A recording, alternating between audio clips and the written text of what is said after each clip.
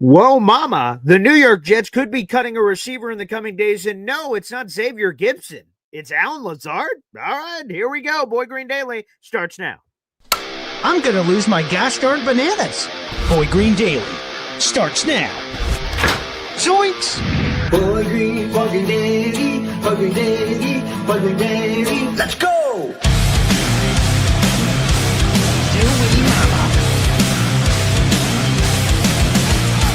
Put your seatbelts on. Get ready for the ride. We're the freaking New York Jets, so we're built for this shit.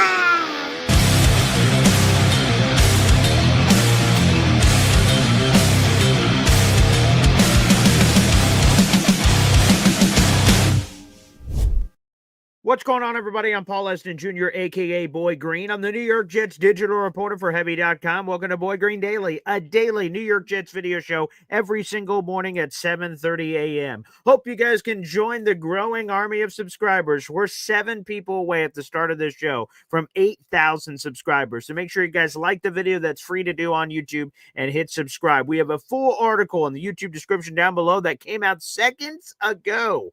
NFL insider Connor Hughes says Allen Lazard could be cut in the coming days. Good Lord have mercy. Let's get into it. Let's go to Connor Hughes and Zach Rosenblatt on Jets' Final Drive, the SNY digital TV show, where they were asked by our buddy Michael Palermo in the comment section, could Lazard be traded? Well, they got a different answer. What? Michael Palermo on YouTube as well, just for the quick, is Allen Lazard getting traded?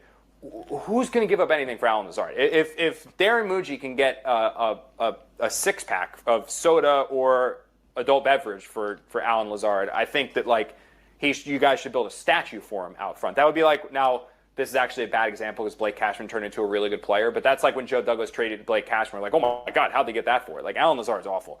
I do think there's a chance he could get cut in the coming days, but people who are like, oh, why was he inactive? Why was he inactive? He's wide receiver 4, and he doesn't play special teams, so that's why. Wow.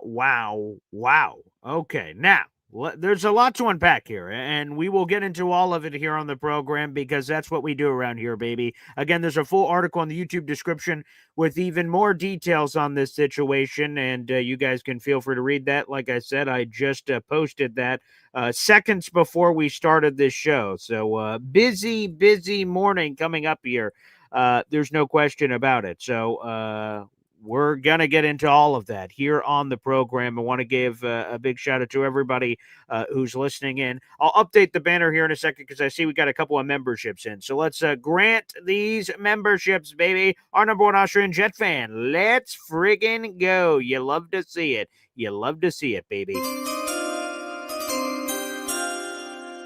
Thank you to our number one Austrian Jet fan, baby. Wait a second, MFC with the membership. Hey now. And NC Green with the 5-pack of Boy Green Coffee Club memberships. Woo! And every time 5 memberships or more gifted on this channel, we got to play something. J-E-T-S, Jets. Yes. And this one's for Austrian. Kevin James. I just got 3 things to say. God bless our troops. God bless America. And gentlemen, start your engine! That was for our guy NC Green, who now has 17 raffle tickets. He's in 3rd place in our contest, baby. 4 raffle tickets so far this month, so I really appreciate it. Thank you very much, NC Green. Austrian Jet fan, you now have 52 raffle tickets in our contest, and our boy MFC, you have 6, just to make sure we're all caught up there. And here are all the new members to the Boy Green Coffee Club. Shout out to you guys for all the support here on the channel. Number one Austrian Jet fan, your membership went to Donald Wallace. MFC, your membership went to Mimosa. NC Green, here's where your 5 went to. Drew Sherrill, Tim the Fishman, Jonathan, Skylar Hamilton, and Mario Consieglo. You guys are all now members to the Boy Green Coffee Club. Now let's get into this here. Again, I thought if any receiver is going to get cut, it'd be Xavier Gibson, not Allen Lazard. But so this Jets Final Drive show came out after the Aaron Glenn presser on Monday. Now, here's where it all started, right? Well, at least recently. Allen Lazard was a healthy scratch for the Jets against the Steelers. That was surprising. because Aaron Glenn says he was healthy and ready to go. And by all accounts, he was supposed to be one of the starting receivers. There's supposed to be Garrett Wilson, of course, supposed to be Josh Reynolds and probably Allen Lazard. There's probably going to be your starting 3 wide receivers. And all of a sudden, Allen Lazard, healthy scratch. We're like, all right, so he's a healthy scratch. It was sort of weird because he was healthy and ready to go, but he didn't play. Aaron Glenn was not asked about Allen Lazard immediately after the game, but he was asked about Allen Lazard the next day. This is on Monday, September 8th, and he was asked to explain the Allen Lazard decision. Here was the quote. Lazard missed 2 weeks of training camp, so we wanted to make sure that he was up to speed on everything that we were doing, so we'll see how that goes this week. Now, that seems to be a perfectly reasonable explanation for Allen Lazard's absence in week 1 and see how this week's goes, leaving the door open for Allen Lazard potentially to be a healthy scratch once again against the Buffalo Bills in week 2 if he's even on the roster.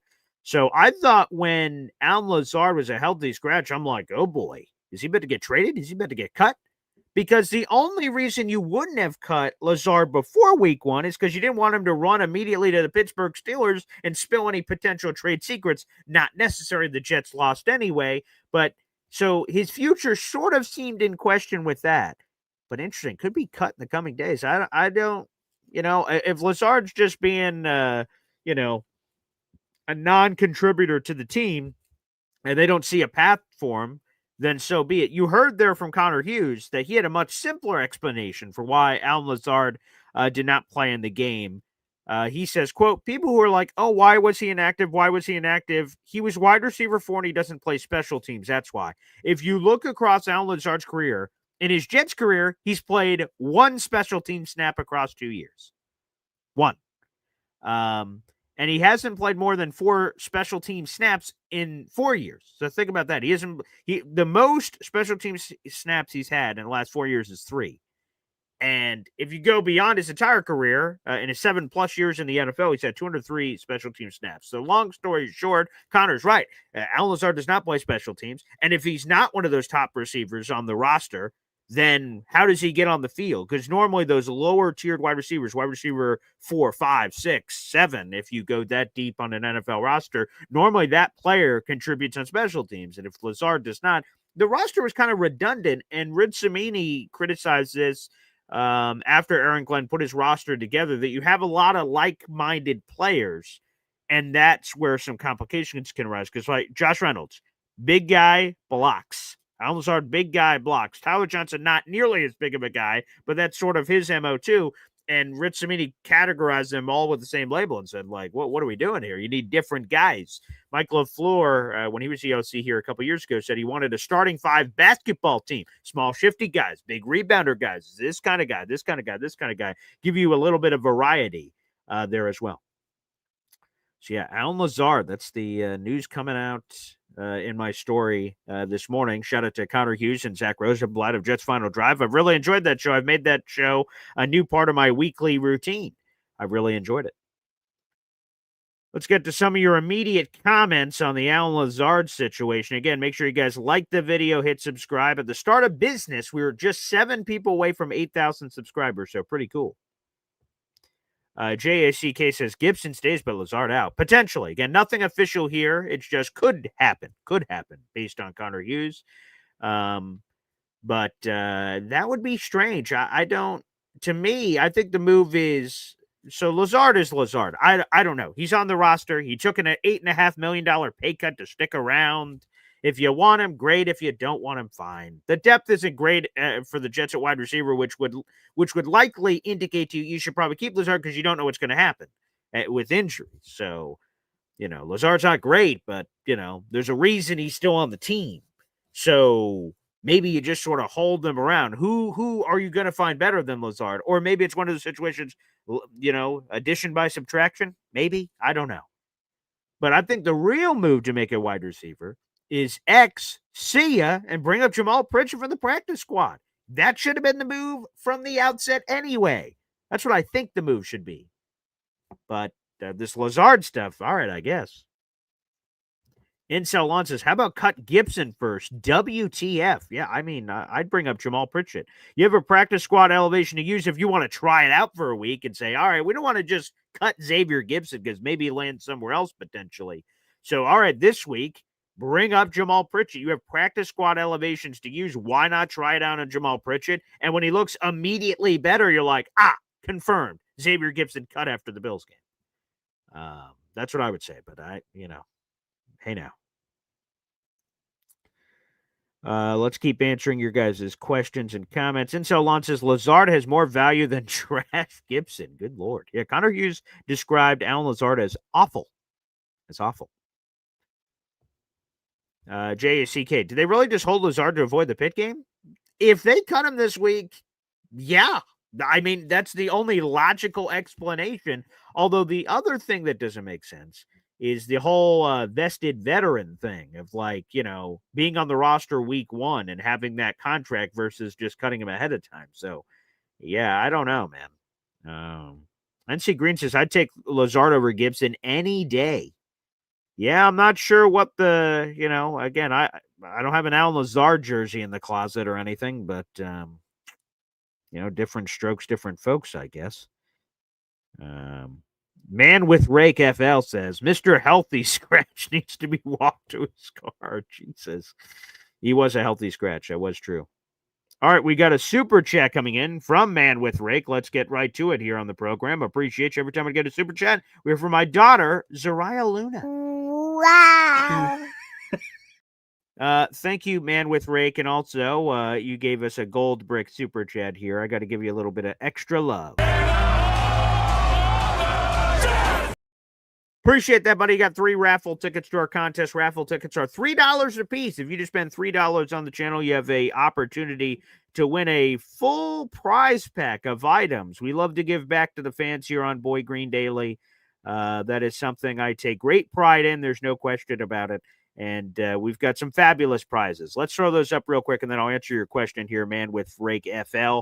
Here it is, everybody. Here are all the items that are up for grabs, and one lucky person will win all of these on October 1st. All you have to do to be eligible to win all this is spend $3 on the channel. If you hit the money sign, if you're watching on YouTube, super chat, super sticker, gifting memberships. You've seen a little bit of everything so far in today's show. Feel free to take advantage, and you'll have a chance to win these. And again, if you just have one ticket, $3, you have a chance. And we've seen that over the last couple of raffle giveaways. Here are the items up for grabs. A random vintage Jets player t-shirt. I love it. You guys open up the package. You're like, who the hell? This surprising player from the past. That's a lot of fun. You get a New York Jets sideline hoodie, a one-of-a-kind Jets Zone banner. My old co-host is Ty Butler, who's now killing it for ESPN New York. He was my old co-host, so you'll have his name on there, my name on there, and MetLife Stadium. It's a really cool banner. A New York Jets polo, and the latest added to the prize pool, thanks to our Big Boy Green Coffee Club contributor, Bubba Badshaw, a personalized autographed copy of the book, Beyond Broadway Joe, the Super Bowl team that changed football. Whoever is crowned the winner on October 1st, Bob Lederer will autograph the book and then put whatever inscription you choose in the book. So, yeah, good luck to all you guys out there, and good luck. Again, Man with Rake FL, you have 3 of those raffle tickets to that contest. But let's get to your super chat. This gold-plated thing here. Chink, chink. Gibson has parlayed an NFL career for one kickoff return due to blown lane assignments. Yes. He's, of course, and it's Jets-Bills week. Why not bring this up? Yeah, and Jets-Bills 2023. What an emotional roller coaster for the Jets. I know we don't want to relive it, but we won the game, but we lost so much more during that contest. And, yeah, in a overtime punt return situation, Xavier Gibson grabs the ball, cuts it off to the left, walks it all the way in. Great call from Joe Buck on the winning call, and Xavier Gibson walks it off on in his first NFL game of his career. Think about all of the craziness. Xavier Gibson's an undrafted free agent. It is difficult to make a roster in general, let alone as an undrafted free agent. He makes it. The Jets are on Hard Knocks, so we get to see his magical, beautiful story of this kid from Stephen F. Austin, and he makes the team. Wow. Then in his first game ever, he walks it off and delivers a game winner to the Jets.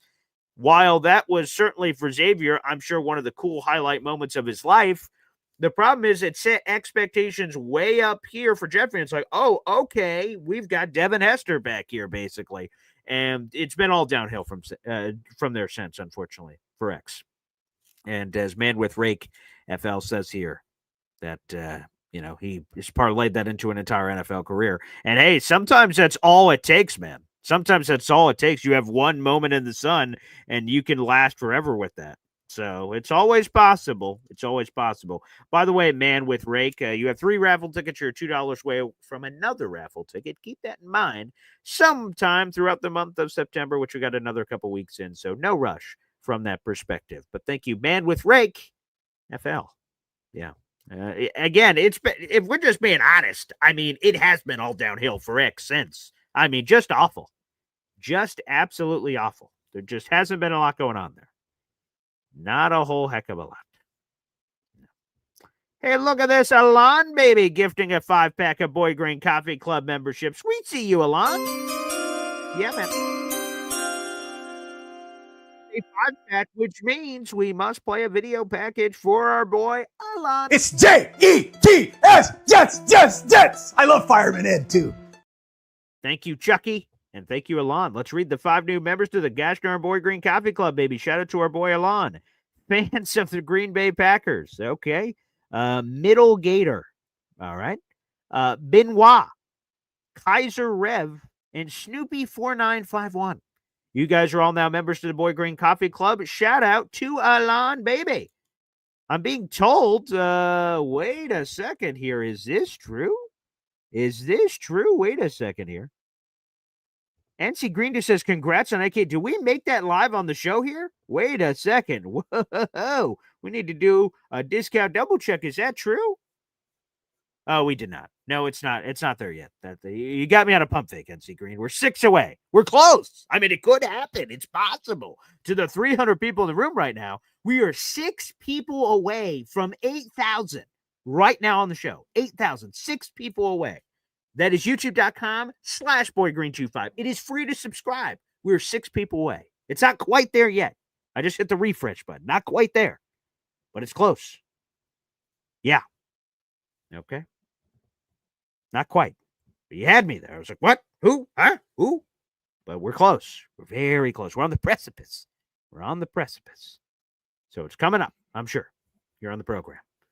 8,000. We were very close. Very close. Appreciate you guys for tuning into the show. We'll have the phone lines open in a little bit. Again, the big news is that NFL insider Connor Hughes of SNY said on Jets Final Drive, their SNY TV show with Zach Rosenblatt, that Allen Lazard could be cut in the coming days. He was a healthy scratch on Sunday against the Pittsburgh Steelers. Aaron Glenn the next day explained, he missed a bunch of time at training camp. We're just trying to make sure he's right. So, that sort of explained away the, some of the people on the outside like saying, is he about to get cut? Is he about to get traded? Like Aaron Glenn's explanation seems super reasonable. And maybe it's true. I don't know. Because Connor Hughes didn't say he's 100% getting cut. He's saying he could get cut. It's possible. It's within the universe. It could be cut in the coming days. So we'll see what happens there. But if the Jets move on, so be it. I'm not going to cry over losing Allen Lazard. He's fine depth. I mean, he scored 27 touchdowns in his career, for Pete's sake. I mean, he's a fine guy to have on the squad, a fine guy. But, if he can't play special teams, which he can't, or hasn't, or is unwilling, whatever word you want to use, then maybe that spot or reps are better used on an Arian Smith or a Jamal Pritchett or whoever. So maybe that's something to be said there. Mother effing chew, baby, with another Boy Green Coffee Club membership. Let's freaking go. Oh, this feels like it's going to be a historic show, folks. A historic show indeed. I can certainly feel it. 7 raffle tickets now for our boy MFC and more memberships being gifted from the high heavens. Our number 1 Austrian Jet fan, baby, with a 5-pack of Boy Green Coffee Club memberships. Let's go, baby. Here's what I do know. We're the freaking New York Jets, so we're built for this shit. 57 raffle tickets for our number 1 Austrian Jet fan, 7 raffle tickets for MFC. And again, we'll continue to update the scrolling ticker here in due time. In due time, indeed. Let's read all the new members to the Boy Green Coffee Club as we're on the precipice. We're on the edge. We're on the absolute edge of getting to 8,000 subscribers, which is a wonderful accomplishment. Absolutely terrific. So we're like 6 people away the last time I checked. So if you guys would like to subscribe to the YouTube channel for New York Jets content every single day, feel free to do so, baby. We'd love to have you as a part of the fam, for sure. Mother effing Chew, you are now in 8th place in our contest this month. Appreciate you. Thank you very much with all of your contributions so far with 7 gosh darn raffle tickets, baby. Excellent, excellent, excellent news. Here we go. Let's read all those new members to the Boy Green Coffee Club here on the channel again. Guys, that is our YouTube community group. It's a growing community. We talk New York Jets every single day at 7:30. Plus, we got a bunch of other shows. I do Boy Green Meets Woody every Tuesday and Thursday at 3 o'clock. That's a lot of fun, too. So we do a lot of content here on the program. A lot of content indeed. All right, let's catch up on your guys' memberships. Who do we got here? All right, let's go MFC first. We have Nanga Iboko. Welcome back to the Boy Green Coffee Club. And these 5 from Austrian Jets fan. Georgie Leonardo Santos, Jerry Moore, Justin, and Mark Reese. You guys are all now members to the gosh darn Boy Green Coffee Club. Baby, we appreciate you. We appreciate you very much. We are now 5 subscribers away. 5. I keep giving you updates as I hit this little refresh button. 5 subscribers away from 8,000. 5. 1, 2, 3, 4, 5. There's 300 people out there in the universe. Hit that subscribe button. YouTube.com/BoyGreen25, baby. 5 people away. Unbelievable. That would be cool to get on the show. Mother effing Jew says, aren't you at 8,000 now? My refresh button on the YouTube studio says 7,995. That's what I have here, 7,995. So I am not there yet, according to, unless I'm not, there's some internet storm happening here that I may not be seeing. I only see 7,995, which is a wonderful number. I'm not trying to be ungrateful or anything. It's terrific, but 5 away, according to the numbers. So terrific. William says, beat them Bills. You know what? Now, is it scary to play the reigning MVP who just took out the Baltimore Ravens in Buffalo in a crazy-ass game? Sure. But you want to know what? I ain't scared of nothing. My mama didn't raise no bitch, okay? I'm ready for the Buffalo Bills. Come on down, Buffalo. Come on down. MetLife Stadium. Week 2, 1 o'clock. Come on in. If Zach Wilson could beat the gosh darn Buffalo Bills twice at home, you're telling me Justin Fields can't beat Josh Allen? And you look at that leaky-ass run defense of the gosh darn Buffalo Bills, you're telling me the Jets can't run all over their candy ass? Now, I'm not saying the Jets are perfect. Clearly they're not. And we'll probably do a Brandon Stevens show tomorrow, probably, with the latest intel. But, you know, Brandon Stevens is likely going to be playing in that game and likely starting in that game because AG backed his boy up on Monday, which, again, does not surprise me. It's his player. They paid a lot of money. It'd be sort of churlish to move on for that player after a single week in terms of starting. So that's going to be a problem. If I'm Josh Allen, I'm looking at that on tape. I'm like, hey, I'm going to be targeting a 21 on the Jets defense. So Jets got to be ready. He's probably targeting Tony Adams, who was also awful in that game. So there's advantages for the Bills. There's advantages for the Jets. I love so much of what I saw in week 1, and I think a lot of it is sustainable. I didn't see a lot of fluky action happening there on the program. I did not. So I imagine Josh Allen's going to be throwing the ball a lot, but you want to know something? Did you want to know something about all that? And that's true. They're going to be throwing the ball a lot. But that means our pass rushers can pin the ears back, baby, and go to town. Will McDonald, 2 sacks. Quinton Williams, sack. Quincy Williams, sack. There was a lot of sack-a-palooza happening in that contest. If Josh Allen's throwing it all the time, that opens up some opportunities for the Jets pass rush to get after him. So, it's coming. So what would have to happen is we'll see. We are now 4 subscribers away. 4. 1, 2, 3, 4. We're at 7,996 subscribers. YouTube.com/BoyGreen25, people. We're 4 subscribers away. If you're watching on one of the other features, we stream live on my Facebook page at BoyGreen25, my Twitter page at BoyGreen25. But on the YouTube is the optimal way to enjoy the show because you can set notifications so the videos get delivered right to you. It's a beautiful place. 4 subscribers away, people. I feel it. I think it's going to happen on this show. I sure as hell do. 4. 1, 2, 3, 4. 4 people out there in the universe. YouTube.com/BoyGreen25 and go boop, subscribe. The roof will be blown off this place if that happens live on this show. That's for sure. Let's get to a super chat. All Yankees getting involved here on the program. Appreciate you, pal. Let's hear it. Wow. Did we let Toafili go for a Jaguars running back? Yes. Yes, we did. That was not the headline of this video, but it did happen. I wrote about it on the Heavy on Jets page. Let's talk about it real quick and give you guys all the particulars. Last night, the Jets made an RB switcheroonie on the practice squad. That happened. So here's what happened. The Jets signed running back Keelan Robinson, and they released tailback Lawrence Toafili, the former Florida State product. He's a rookie. Pour one out right now for Ricky New York. Sorry, Ricky. The constant roster flux of Lawrence Toafili. This is just what happens when you're the 53rd, 54th guy on a team. In this case, he's on the practice squad, so it's 69, 70. But you get the point that when you're right on the precipice, the Jets like you, but they also like these other players they keep sort of shuffling in. Like, here's the story of Lawrence Toafili, the former Florida State product, who we'll give him some flowers here in a second for his chutzpah of why the Jets like him, which isn't incredibly surprising. They should like him. But he tries out for the team in rookie minicamp. So he goes undrafted. And then in May, the Jets invite him, say, hey, do you want to try out for the team? He tries out for the team. He doesn't make it. So sorry, Lawrence, you tried out, but not good enough. We go to training camp. And right before training camp, right around training camp, the Jets like, you know what, Lawrence? Hey, Lawrence, you want to come on the 91-man roster of the Jets? He's like, sure shit, I do. Let's go. And Lawrence is on the Jets roster throughout training camp and the preseason, and very nice for Lawrence. And he did very well. 79 yards rushing, 15 carries, did a very respectable job in the preseason finale. Had a nice 19-yard rushing touchdown against the Eagles. And I was like, okay, Lawrence, there you go, pal. I didn't think he was going to make the roster, and he did not. He got cut.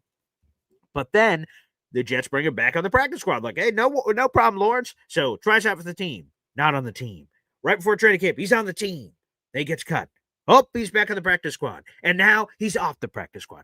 On and off, wax on, wax off, snip, snap, snip, snap, snip, snap. This guy's all over the place. But, so Lawrence Toafili is now off the roster. It is true. And I'm sure he's inevitably going to come back with some more shuffling happening there on the roster. We'll keep an eye out for that.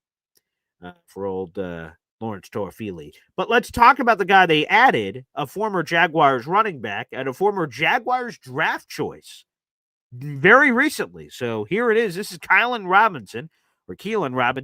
He's listed at 5'8" and tips the scales at 191 pounds. So he's a bit of a shorter guy. He was the 167th overall pick in the 5th round of the 2024 NFL draft. That was not this past April. It was the April before.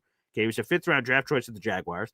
He got hurt with the Jaguars during his rookie year, but he spent basically a year and change with the Jaguars, and then he was cut this offseason. The Eagles claimed him off waivers and stashed him on the roster, and he was with the team for basically training camp and all of preseason. Then he got cut. He didn't make the Eagles' 53-man roster. And then now he's here on the Jets practice squad.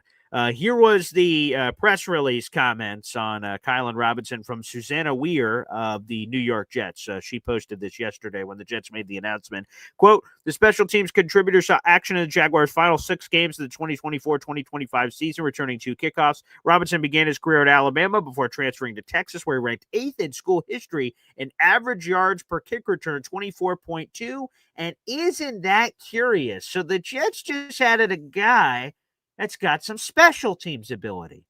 We just talked about another guy on the Jets that has some questionable special teams ability. Did the New York Jets just put Xavier Gipson on mini notice saying, hey, buddy, maybe we're going to give you another chance this week because nothing's happened so far of Xavier Gipson's status. Maybe something changes today when Aaron Glenn speaks to the media. But did they just say, hey, buddy, this guy's right here on the practice squad ready to roll, just like Jamal Pritchett.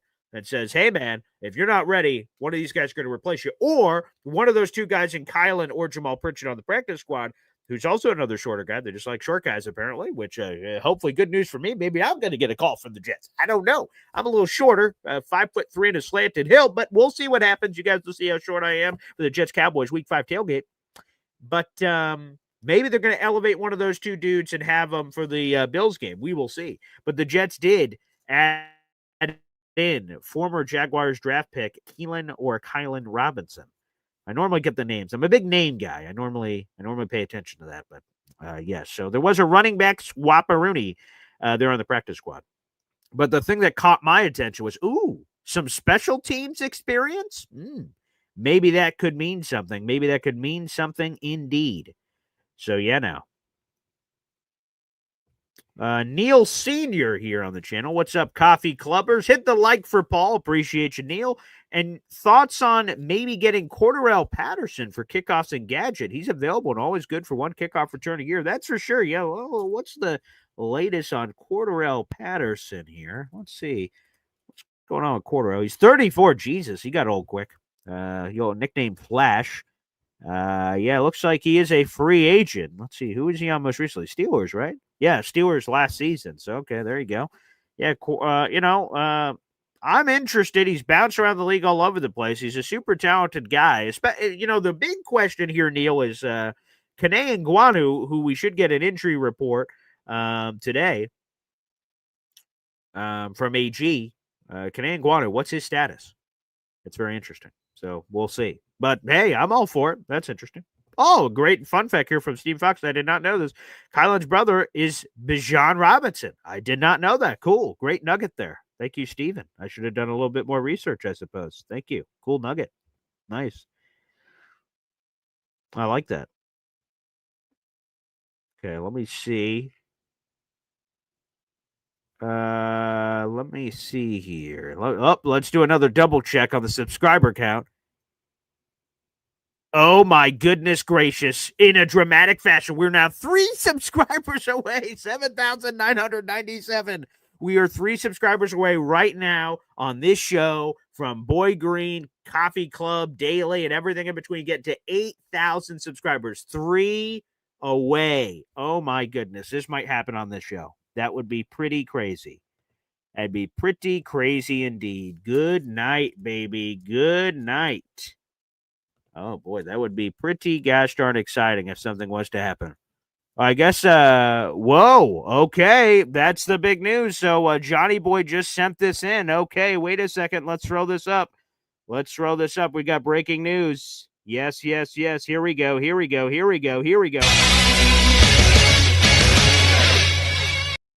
Oh, my goodness. The Jets are planning to release Xavier Gibson today. Wow. So apparently a lot of moves are coming for the New York Jets, apparently. Good night. Here you go, everybody. It's time to pour one out for apparently the end of the Xavier Gibson era. Here it is from Brian Costello of the New York Post. The Jets are planning on releasing Xavier Gibson today. Per source, Gibson had the costly fumble on Sunday. Now the team is moving on. Aaron Glenn is a man of his word. He said, if people cost us games, they're not going to stay on the field. And look at this. X tossed with the bathwater. He is thrown out. Oh, wow. There you have it. There you go. Aaron Glenn said, players who make costly mistakes will not stay on the field, and he follows through with that, getting rid of Gibson here. Wow. That is okay. Okay, here we go. Big news. Jets are planning on releasing. Shout out to Johnny Boy. Thank you very much, Johnny Boy, for sending that in. He had that ready to go, so thank you for that. I got to double check that. So Xavier Gibson, thank you for that note, Johnny Boy. Appreciate you. Xavier Gibson, the Jets plan on releasing a Xavier Gibson. Aaron Glenn, a man of his word. There you go. I do have AK fever because we're right on the precipice, baby. Let me hit the refresh button. Let's see where we're at. Okay, we're still 3 subscribers away. Well, let it happen naturally, okay? If it happens, it happens. If it doesn't, it doesn't. It will happen one day before I'm dead, I'm sure. So Folks, if it happens, it happens. Let's go. So yes, but it is official. In case you guys just missed it, the breaking news coming in is Brian Costello says the Jets plan on releasing Xavier Gipson today. So he's on his way out. So let's see. Hopefully this is really good news for Kene Nguanu, I hope, that his health status, because you don't have to do this, but I'm pretty sure that's in the rules. You have the choice, but you have two returners back there. One was always Kene Nguanu. The other had been Xavier Gipson. And with Kene Nguanu hurt, Xavier Gipson moved up a rung on the ladder. And, with Kene Nguanu's status uncertain, I'm like, what are they going to do? So, yes, that is the breaking news just coming in. Xavier Gipson to be released today. Sayonara, pal. Peace out. Sucks to suck. He is a man of his word. Yep, it appears to be true, NC Green. It's about friggin' time if it's true. It appears to be. Brian Costello of the New York Post just reported this. So, yes, let's pour one out for that 2023 return. I will tell you this for those who don't know. In 2023, in the week 1 game, my intern Ed, you guys may remember the story. You may not remember the story. My intern Ed at my radio station, when I was at the radio station, my intern and I just met him like within the last couple of months of that time frame, and he bet me for the Jets-Bills game. He says, "Hey, want to bet on the Jets-Bills game?" I'm like, "Sure, all right, let's bet on the Jets-Bills game, sure." And he's like, "Oh, I got to bet," because I thought, "Oh, are we going to do jerseys? Is there like I'm not a big money guy. I don't care about like."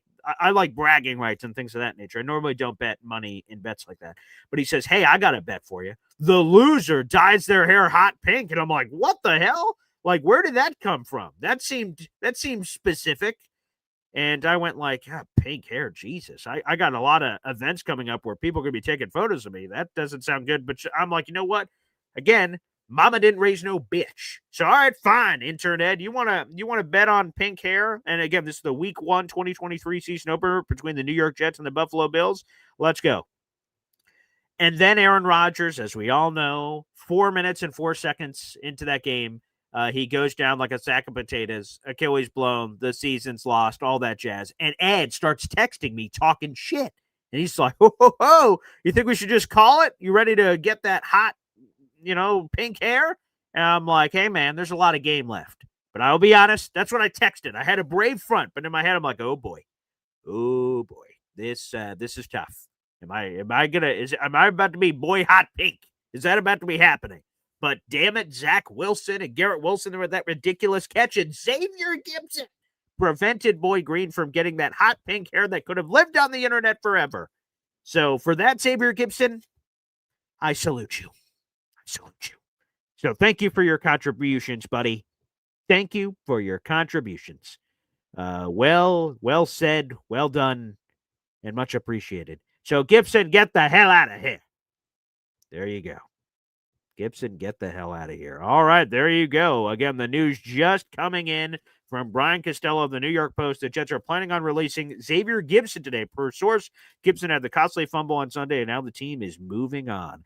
And we are moving on to the phone lines. YouTube.com/BoyGreen25. If you'd like to call into the show, if you're watching on Facebook or Twitter and you want to call in, react to the Xavier Gipson breaking news, feel free to do so. We'll play a quick timeout, and your phone calls next right here on Boy Green Daily. Boy Green Daily, Boy Green Daily, Boy Green Daily. Talking Jets football, man. Boy Green Daily, Boy Green Daily, Boy Green Daily. New York Jets Football Club. Offense, defense, special teams. Watch Jets football with Boy Green. J-E-T-S. Jets. Let's go. All right, everybody, the phone lines are up, and that's youtube.com/BoyGreen25. The Jets plan on releasing Xavier Gipson today, according to Brian Costello of the New York Post. Send in your comments, questions, super chats, super stickers, memberships, and everything galore. Good Lord. And on this show, maybe Lazard could be on the move too, but the Xavier Gipson one is looking more official. That's what the Jets plan on doing today from that standpoint. Wow. There you go, Stephen Fox, Jets, Jets. Well, hopefully no more fumbles, please, for the love of God.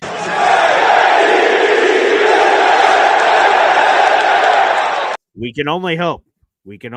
Jets, Jets. See ya. Goodbye. Good morrow. Enjoy, sir. All right, let's bring him in. Neil Sr., he's reacting to all this. What's up, Neil? Paul, what are you doing? I'm trying to mute my other thing. Okay, here I go. Okay. Boy, you got me on. You're quick to the draw there. Yeah. What's happening? It's Football Wednesday here. Mhm. I will say this, Aaron Glenn. I typed in 5 minutes before you put that news up about Gibson that if he doesn't do something with Gibson or Adams or both, I'm going to lose respect for him because he did say what he said. So I'm glad we have a coach. I see Allen in the chat with his usual antics, talking little shit about us.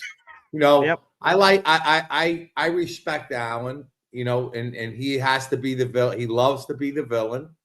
And he's anticipating, Allen dropping 35 points on us. But I wanted to remind him, Josh Allen's kryptonite is that MetLife central air conditioner. That's his kryptonite. He has not had a good game in our stadium. True. The last 4 games, Paul. What is his stats? Let's look it up. He hasn't done shit against us in 4 games at MetLife. That's a good point. I mean, I don't say that because he plays crappy in every. You know what I'm saying? Certain players just have, something creeps in their head when they get into a stadium. I think there might be something to say for that. Some athletes just don't, this guy doesn't do well here. This guy has a bad game against it. It crawls in your head. And I think, I think that maybe we should bring Salah back and just have him run up and down the stairs. Right? Maybe he'll run out of the tunnel for us just to scare Josh Allen. I like it. His stats are not that great against us. They are not. Outside of, I guess, some of those, like the second Aaron Rodgers game last year in Buffalo, that was a disaster. But for the most part, we're doing pretty well. Different. Yeah, right. In Jets land, 100%. We've more than held our own. Right. So, look, I'm going to be there Sunday. I expect some good things. Okay. All right. Yeah, I gave up my season tickets, but I'm fortunate enough. I have a friend of mine who is a building manager in New York, and he gets a lot of spiffy things. Let's just say, Oh, nice. because he has, if you get a contract with him in his building, it's millions and millions of dollars. So to get that contract, they like to give him a little spiff. So he only gets coaches club seats for every game. Poor guy. So. The trade-off is I drive him to the stadium, and he gives me 2 seats, and we go together. We puff cigars together. He's a cigar smoker, so we smoke all the way in, and then on the way home, he grips the seat like this and holds on for his life as I do 70 miles an hour all the way to the Lincoln Tunnel on 3, go through the city, hit a few people on the way, get on to 490. I get home in 55 minutes. That's my standard. Okay. We run to the car. I park in a certain spot. I wait till the end of the game almost all the time. It's not like I leave early. Yeah.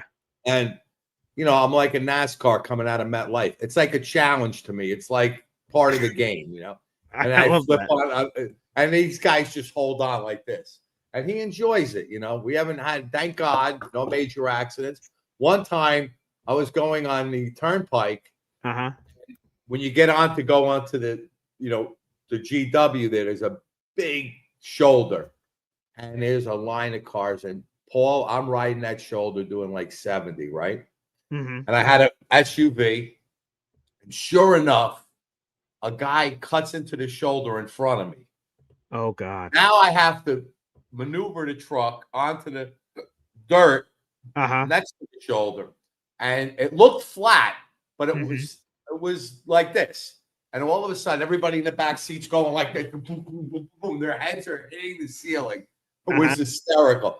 But we made it home safely. Oh, thank God. That one took over 55 minutes. But usually that's my... that makes sense based on everything you just said. And that's part of the reason he likes taking me. Of course, he likes to see me walk around the tailgates and make an ass out of myself, which is the other thing I usually do. I'm sure you've seen a couple of those things. Yeah. But I'm looking forward to Sunday. I'm excited, and let's see if we could, turn it on. Look, if the one thing that we had a problem with last week is the secondary, which clearly was the case. Can we trust that Aaron Glenn might be able to fix the secondary since that's his specialty? God, you would think so. I mean, that right? should give some confidence, right? Yeah. I'm sure the secondary is doing a lot of wind sprints this week. I'm sure. Yeah, they should be. And I'm sure his message is very clear. Don't embarrass me again. Secondary, especially you, 21. We just gave you what, $40 million? Don't embarrass me. That's the game. That was tough. Yeah. Let's move on. Hey, Neil, let's get to 8,000. What the hell's going on here? I don't know. Yeah, let me hit a refresh button, see if we made it.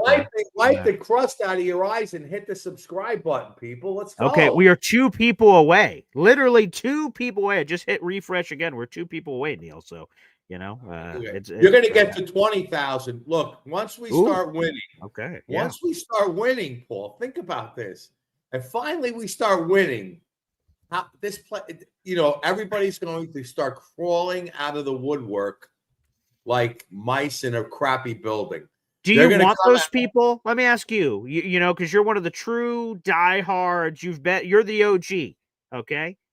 When we start winning, because it's a when, not if. When we start winning and that starts happening, do you want the people crawling out of the woodwork? Do you want to open up a seat on the bandwagon and say, come on in? Or do you say, screw you, you didn't believe in us when we were down? Of course, Paul. Okay. Fireman Ed said it the other day. I'll tell you, man, Fireman Ed fires me up. Yeah, sure. Okay. And he was like, come on, everybody, come back. We're okay. Okay, there you go. Back. There's no, you're a bandwagon. Look, there's no such thing as a bandwagon Jet fan because we never had a wagon to begin with. That's a fair point. When you don't have a wagon, you just got to come and we'll welcome you back. I guess that's true. Yeah. And I will say this to you, Paul. When you talk to people, right, a lot of people have moved on from the Jet fandom many, many years. But I never heard anybody say, God damn it, I never will be a Jet fan. Everybody always says they always root for us. Yeah. Secretly, right? Yeah, I hear that. Yeah. You know what Quietly. I mean? Everybody feels sorry for us because they know the pain we have to deal with. Right. You know what I'm saying? Yeah. So we should be fine. People could come back.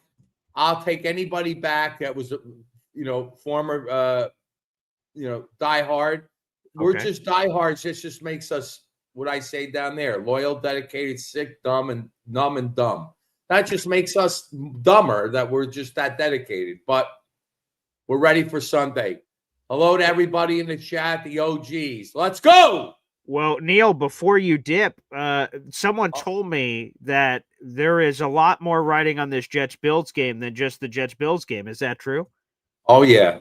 I promise. Because, let's reveal. Go ahead. Yeah. And a couple of other guys that I'd be making a trip down to Tampa if we get a win Sunday. Look, I will go to Tampa. The only thing I would say is, I have a hospice mother-in-law that's. Oh, I'm so sorry to hear that. Yeah, she's touch and go. She's in bed now, and she's down to like 95 pounds. I don't know if she'll make it. Oh, Jesus. I'm so next sorry. Week. It's my wife's mother, and she's 92. Her husband passed 6 months ago at 92. It's a love story from Italy. They came here and met. How about this for an anniversary? They had their 70th anniversary. Oh my God! Congratulations, jeez. 6 months before he passed. 70 years. So I said to myself, I looked it up on Google. I said, how many people are married 70 years? It's less than like 1% of the population of the world, because in order to be married 70 years, you got to get married. You have to live till 90 plus, and you have to be married.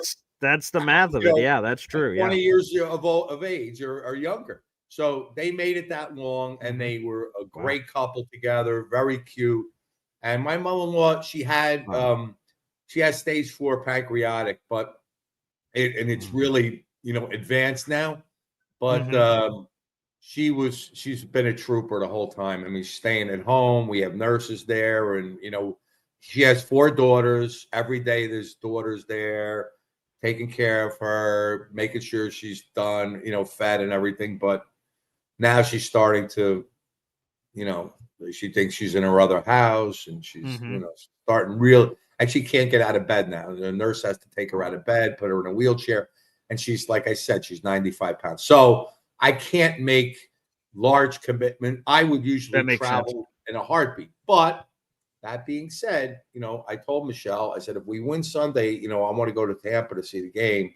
Maybe take one of my sons. She's like, okay. I mean, as long as, as long as nothing happens and, we don't get any bad reports. So I just want to let you guys know that, Briga especially. So hope to see you guys. Let's go Sunday. Let's get crazy. There you go. Neil Sr., everybody, joining us here on the program. Dave Briga brought it up yesterday. He said, hey, man, this win on Sunday is pretty más importante because of the potential impact of, our guy Neil being at that game. We have 430 people in the room. Like the video, hit subscribe. The big news is this. Brian Costello of the New York Post said the Jets are planning on releasing Xavier Gibson today per source. Of course, Gibson had the costly fumble in the second half and the kickoff return, which the Steelers immediately cashed in for a touchdown. They win by 2. We were up by 2 before we fumbled that ball. So Aaron Glenn proves to be a man of his word. He said, if you cost us games, you're not going to be on the field and apparently not going to be on the team. That from Brian Costello of the New York Post. All right, let's go back to the phone lines. The one and only Kyle Clifton joins us here on the program. Kyle? What's going on, Boy Green? Oh, okay. Big news today. Yes. You're talking about the bandwagon. I'm on YouTube every day looking at Jets. 365 days a year. Sure. I'm always thinking about the team. It's my passion. Yes. I had season tickets for about 10 years in the old stadium. We've in recent years revived an away game, but after the last 2 years where we were in Las Vegas and Arizona, we're taking a year off. Yeah. Because you can only do so much, right? Of course. Naturally. You want to spend thousands of dollars to travel across the country to get, your dick kicked in. It's no good. No good. So no, not at all. Yeah. So, but that said, some of the stuff that I'm seeing with Glenn gives you hope, right? Mm-hmm. Like the accountability. Like there was no investment into Xavier Gibson. When you make mistakes like this, and there seem to be pretty consistent mistakes, you got to go. Especially when there's a guy who's a human pogo stick on the practice squad that everyone in the fan base seems to like. Not that Glenn has to think about that kind of stuff. No, of course. We see what he sees. It's like you don't have to be a genius to know that this is a guy that at least deserves an opportunity. And very much so. Along that vein, Allen Lazard is a remnant of the Aaron Rodgers era. He was an overpay. He was brought in here to make Aaron comfortable. If you reduced his cap number and he's still on the team and he can't catch footballs, why aren't we giving these other guys, Skinner, Smith, an opportunity to show that they can be part of the room in future years? That doesn't mean that we might not have to draft 2-3 wide receivers next year. But it doesn't seem like this offense wide receivers are very important. Let's just get to a room that we can be comfortable and not ashamed of, which I think most of the fan base thinks that this room is from hunger. And that's really bad. So, just a couple of follow-up questions, if I may. Yes. So you're totally cool. Even if there's any immediate fallout, that seems too aggressive for what Lazard's going to bring to the team. But if there's any immediate drop-off because of, allowing Lazard to walk, which, again, a trade seems unlikely. Who's trading for what? So if you cut him and you bring in a Quentin Skinner, Jamal Pritchett, whoever the wide receiver coming up is, even if there's an immediate fall in whatever the production or impact on the team, you're cool with that because, like, hey, man, it's some addition by subtraction, so to speak. If cutting Allen Lazard is going to drastically change your team's fortunes, your team wasn't going anywhere to begin with. I guess that's a good point. That's fair. So, let's just move on. It's kind of more of a symbolic, a mental thing to have the team where we've played Rodgers now. Let's just move past that entire era and let's try and implement what this guy's trying to do. And here's the last thing I want to ask you, because we saw this with Muji, which was interesting. A lot of us criticized the Jets for not taking a defensive tackle in the richest defensive tackle draft we've had since 1994, when the draft went to 7 rounds.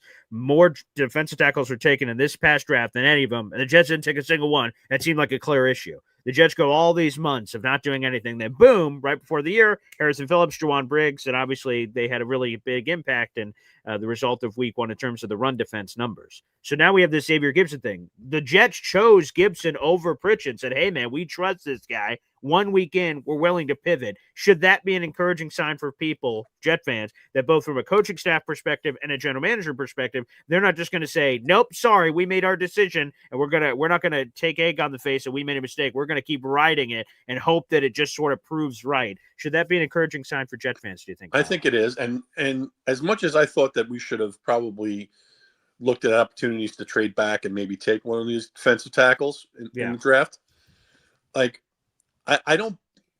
There are many ways to skin a cat. Like, if you see that this is the most deep defensive tackle draft of all time, I don't mind someone zagging and saying we will wait until the post-cut market and we will get somebody for a room because we're going to do a rotation, or we'll take advantage of a trade opportunity because we have the cap space and we have the draft capital. And I think that Muji kind of chose the latter.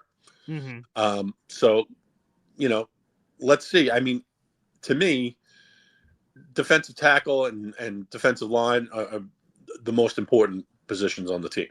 Like, it helps create points if it's done correctly, and it helps get opposing offenses off the field.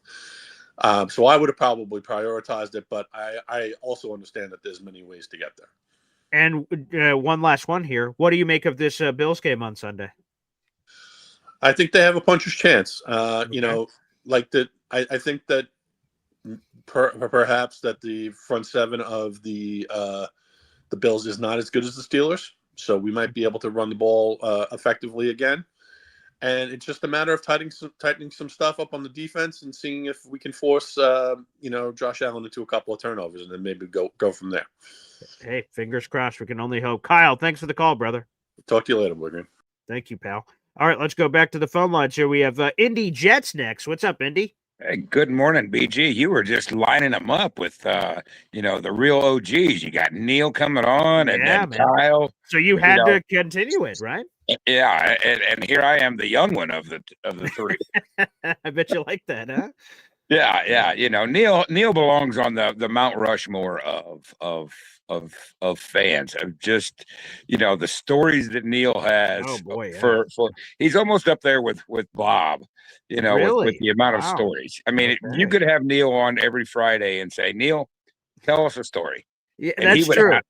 He could get you through a full season with some very entertaining stories. So, good point. It's a good point. It's always enjoyable to see Neil. I think it was about a month ago. I told you that we have a chance to sweep the Bills. This game, we always play the Bills, even with the quarterback carousel of Zach Wilson and Simeon, and the first time we play the Bills every year, we seem to play them very well. And now we've got them. Instead of playing the Dolphins the last game of the season, we're playing Buffalo. Mm-hmm. And I think that Buffalo will probably figure it out by they're going to continue to do what they do.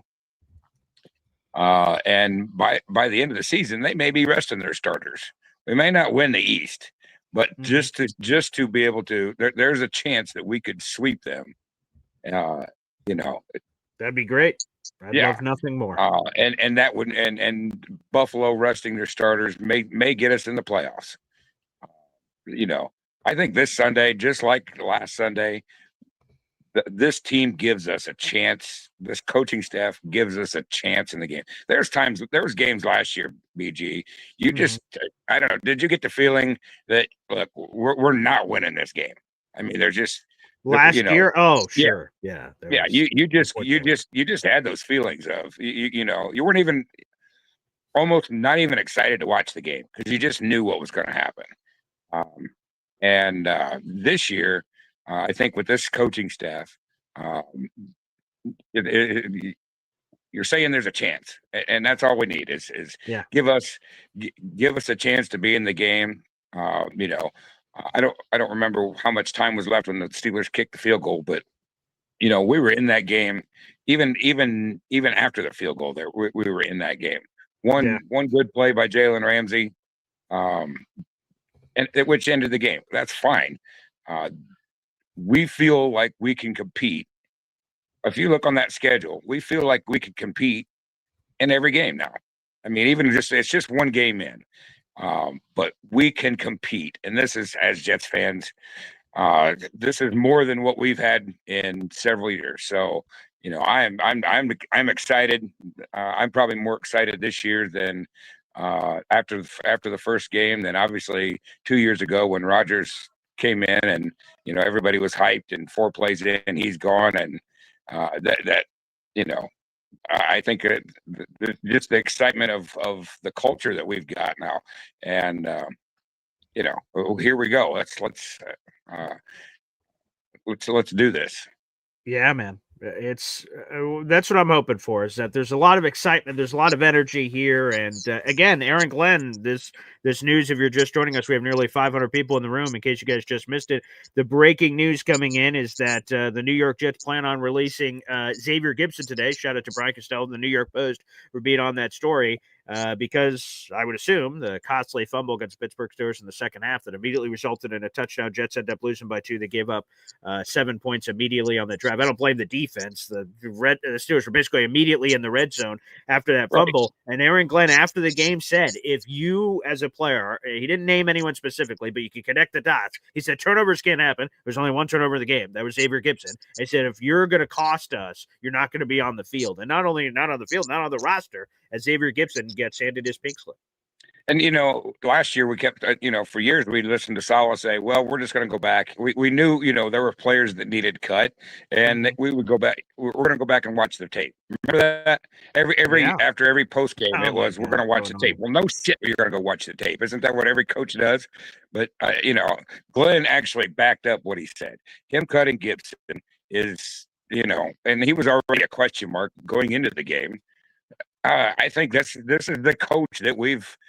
I don't want to say the Parcells thing, but that's the kind of guy that he is. Hey, if you're not going to be a part of this team, a positive part of this team, then you're just not going to be a part of the team. And so A+ to AG. So what do you think about Membu being ranked number 1 tackle for Week 1? Could he be Rookie of the Week? Would the NFL unfortunately stoop low enough to give an offensive lineman Rookie of the Week? I think he should get voted. I think he should. I believe the nominees have already come out and unfortunately did not include Armand Membu. So that's incredibly disappointing to me, because they don't give Hogmolly his love. But Jet fans, I just smiled when Indy asked me because, I'm giddy. You've got to be kidding me. Again, we lost, and that sucked. But if you just start thinking about some of the silver linings, your 7th overall pick just put a 6-time All-Pro in a blender that. We were all like, oh, Jesus, there's a key to the game. How many times is DJ walking to smack around Armand Membu? And we all assumed it was going to happen at least a little bit. How wouldn't it? A rookie in his first game ever against one of the most prominent pass rushers in recent NFL history, who has tied the single season sack record. That guy's pretty good. And he just got paid handsomely. He's, I think, the 2nd highest paid pass rusher in football right now, only behind Micah Parsons after his new deal. The fact that Armand Membu just stonewalled him, I thought it's going to take some time. It normally does for offensive linemen to make that transition from, blocking guys at Missouri to blocking guys at the NFL. I thought there was going to be some choppy waters here, and inevitably there will be. But holy friggin' crap, to have that level of play immediately.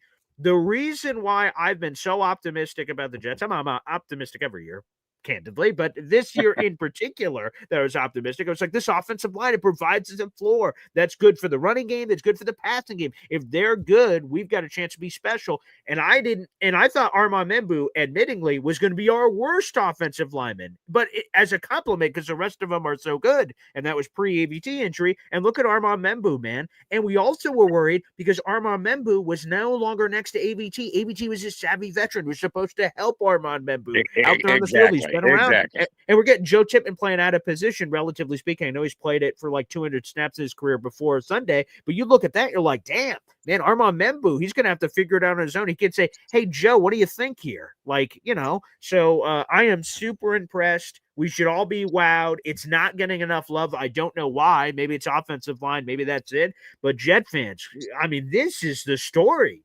Armand Membu looked spectacular. And Fasciano didn't look that bad either. So if between all the linemen, the Fasciano and Simpson were opening up some huge holes. These are our two tackles. I mean, I don't think we could have asked for better tackles. When they drafted Fasciano, people were saying we should have drafted, elsewhere. When they drafted Membu, it should have drafted elsewhere. These two guys are going to make a long-lasting impact for the Jets, not just this year. They're on this team for, minimum of 5 years. If they stay healthy, they could be the best two tackles in the league. Oh, yes. And like I said, and to think about this, Armand's obviously in his first year. Olu's only in his second year. You have that kind of rookie control. Like inevitably, you're going to have to pay them a lot of money if they continue playing up to this level. So you have an inherent advantage over everybody. You're paying them like pennies, relatively speaking, and they're killing it at a level that clearly outplays their contract. It's crazy. Yeah. So, winning that trenches is just going to be, is going to be a battle that we haven't seen for a while. I'm excited about that. I like the battles in the inside. And so, hey, if we can keep opening up holes like Brees and run for another 100 plus, I'd like to see Allen do a little bit better against the Buffalo Bills. He didn't get a lot of opportunities. Right. And I think I'd like to see Allen get a few more opportunities, not take away from Brees, but maybe see him pound into the D line a little bit. I think he'll have a little bit more success against Buffalo than he did against the Steelers. But there's a lot of things to be excited about. Even though we took the L, Sunday, there's still so much to be excited about with this team that we have not seen. We haven't. It's been too damn long, Indy, and but it's a very refreshing. I'm feeling very and again, this is probably weird because I don't know how many times after a Jets loss I'm like, yeah. So I'm feeling as confident as you can heading into a game against the Buffalo Bills, who are a really good team. I'm not trying to undersell them or anything. They're really good, but we've played really good against them, and I like our moxie and how that matches up. The Bills couldn't stop a nosebleed. Now all of a sudden they're playing us with we're going to keep running the football, whether there's success or not success. And there was immediate success against the Steelers. Like, we're not going to run twice. Oh, God, I guess it didn't work. All right, Justin Fields throws 60 times. That's not going to happen. We're going to run the ball. And that's going to set an identity that opens up the play-action pass, and I'm excited for that next level of Justin Fields. Well, Aaron Glenn's message this week has got to be, we've got to play four outstanding quarters, because Josh Allen just proved if you play 3 great quarters and give him one, he'll come back and beat you. Yeah. So that message is we've got to play mistake-free for 4 quarters. Correct. You just can't give Josh Allen an opening. And Derrick Henry ran for almost 170 yards and still lost because they gave it, because of mistakes, a simple mistake, just like our loss. So it's mistake-free football for 4 games, and you can beat Buffalo. They prove that they can be beat if you don't make mistakes. But it reiterates your message of playing 4 full quarters. The Lamar Jackson, the Ravens, played 99% of an awesome game, and they would have been the number 1 team in football and all these flowers. They slip up right there, and that's all it takes. Right, and so I hope that's AG's message to say, hey, we're mistake-free football for 4 quarters. That's all I need out of you guys. Is just, cut a few of those penalties out that we had in week 1. Eliminate the mistake, and they can beat anybody. They can beat anybody. Yeah, I so feel good about it. All right, appreciate you, BG. Thanks for the call, OG. Appreciate you. And a couple of memberships are flying in. Let's catch up here. MFC.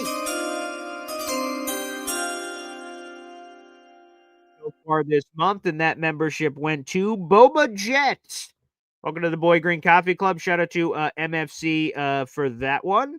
Okay, I'm catching up on a few other memberships here on the channel. Hang on tight. Look at this. Felix Campos punched in his own ticket to the Boy Green Coffee Club. Love to see it.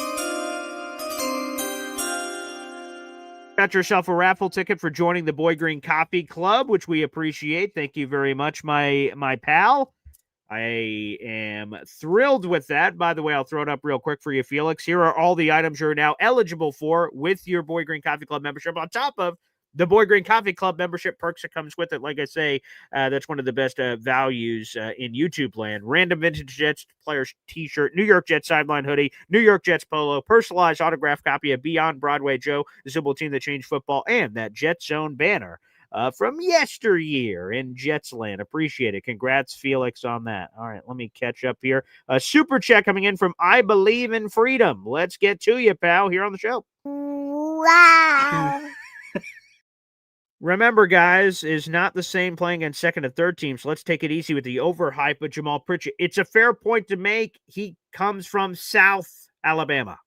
Not to try to disgrace the directional nature of the state of Alabama, but Alabama Crimson Tide, South Alabama, slightly different levels of competition. So we will see. But I think for Jet fans, if I am to sort of get into the mind of a Jets fan as a Jets fan pretending to be a Jets fan, wait, does that make any sense? The point is that we think Jamal Pritchett by default has to be better than Xavier Gipson. Like anything has to be better. So we're okay with change. I think that's the big thing to factor in here. I Believe in Freedom, which, by the way, you have 6 raffle tickets. You're $1 away from another raffle ticket. I Believe in Freedom. So I think that's it. We should have understandable expectations, because if we're being honest, we take a step back and try to be objective here. Jamal Pritchett is the new Xavier Gipson. Remember, in 2023, we were excited about Xavier Gipson. Like, ooh, this new undrafted free agent. Then he gets a touchdown. We're like, yeah, that's our guy. And then he sucked. So Jamal's like, yeah, screw Xavier Gipson, this undrafted free agent. He sucks. But, ooh, Jamal Pritchett, this undrafted free agent. He's the right guy. So you're right. We need to, put it in proper context here. But I'm excited for Jamal. He just showed, I can't remember if that was Neil or Indy. It's all been sort of going like a blur here. But like someone said, Jamal Pritchett's a human joystick. He was showing a lot of chutzpah in the preseason. It was preseason. And oh, yeah, it was preseason. But that's it. By the way, let me check this real quick.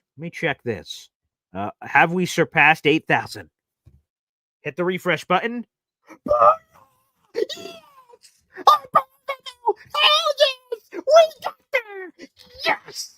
Whoa, yeah! Let's go, baby! We have surpassed 8,000 gosh darn subscribers, baby! We have hit it! Let's go! It's J-E-T-S! Jets! I love Fireman Ed, too. Here's what I do know. We're the freaking New York Jets, so we're built for this shit.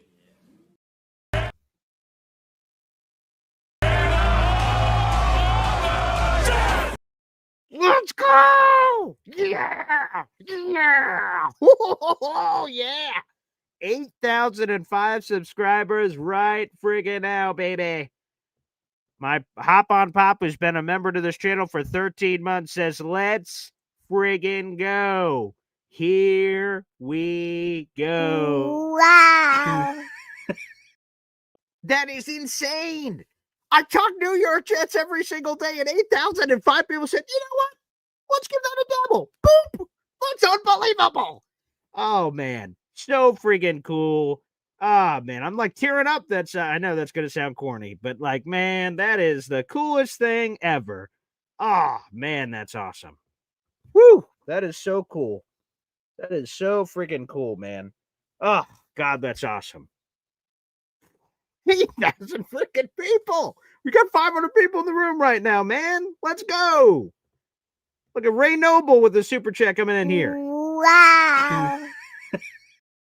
We are built for this shit, he says. Here's what I do know. We're the freaking New York Jets, so we're built for this shit. And that's awesome. So thank you guys so much. That's so freaking cool. Ray Noble, by the way, you have one raffle ticket to our contest. You're $1 away from another raffle ticket. That's the coolest thing ever, man. YouTube.com/boygreen25. Let's go. That is the #1 stop shop for all things Boy Green Daily. Come on now. Stephen Fox says 10K is a blink away. That would be really cool. We'll celebrate 8K and we'll see what happens, baby. We're just going to keep cranking out New York Jets content and hopefully you guys vibe with it. Oh, man, that's so freaking cool. Oh, man. Oof. Man, that's cool. All right, let's get to the phone lines. So we got Hep here on the show, baby. What's up, Hep? Congratulations, Paul. You know, I remember when you hit the 1,000 and you were all excited about that. And then we hit the 5,000 and now here we're at 8,000. That's great, man. That's awesome. so crazy. So crazy, man. That's awesome. Awesome, man. And I guess that's right. The next big, well, we got 8,000, so let's get 8,500. We'll 100%. That's what I'm saying. And I guess what I have to do now is let's do it here on the channel. I've got a autographed Mike White photo to give away. I said I'd give it away at 8,000, and I sort of forgot because we sort of got lost in the the journey for 8,000. So we will give away some time on the show today a Mike White autograph photo. I'll figure out how the hell we're going to do that. Guess I'll just randomly do a wheel thing with names, maybe. I don't know. We'll figure it out. But awesome. It's super cool, man. And you're right. You think back, and it's not that long ago that just 1,000. Well, that was pretty neat. Oh, 2,000. Oh, okay. And then we just keep coming up with new things, new milestones and markers, which is cool. And maybe Neil's right. You know, as soon as the Jets win and more people are like, hey, wait, the Jets? What the hell's going on there? And then all of a sudden there's a surge of people. Maybe that's how it works. I don't know. Yeah, once the Jets start winning, you'll see a real big increase in subscriptions. Yeah. But anyway, I really think that we have to concentrate. You know, all right, we know what happened last week, and you know, we collected our flowers and we took care of some business. Now Pritchard has been activated.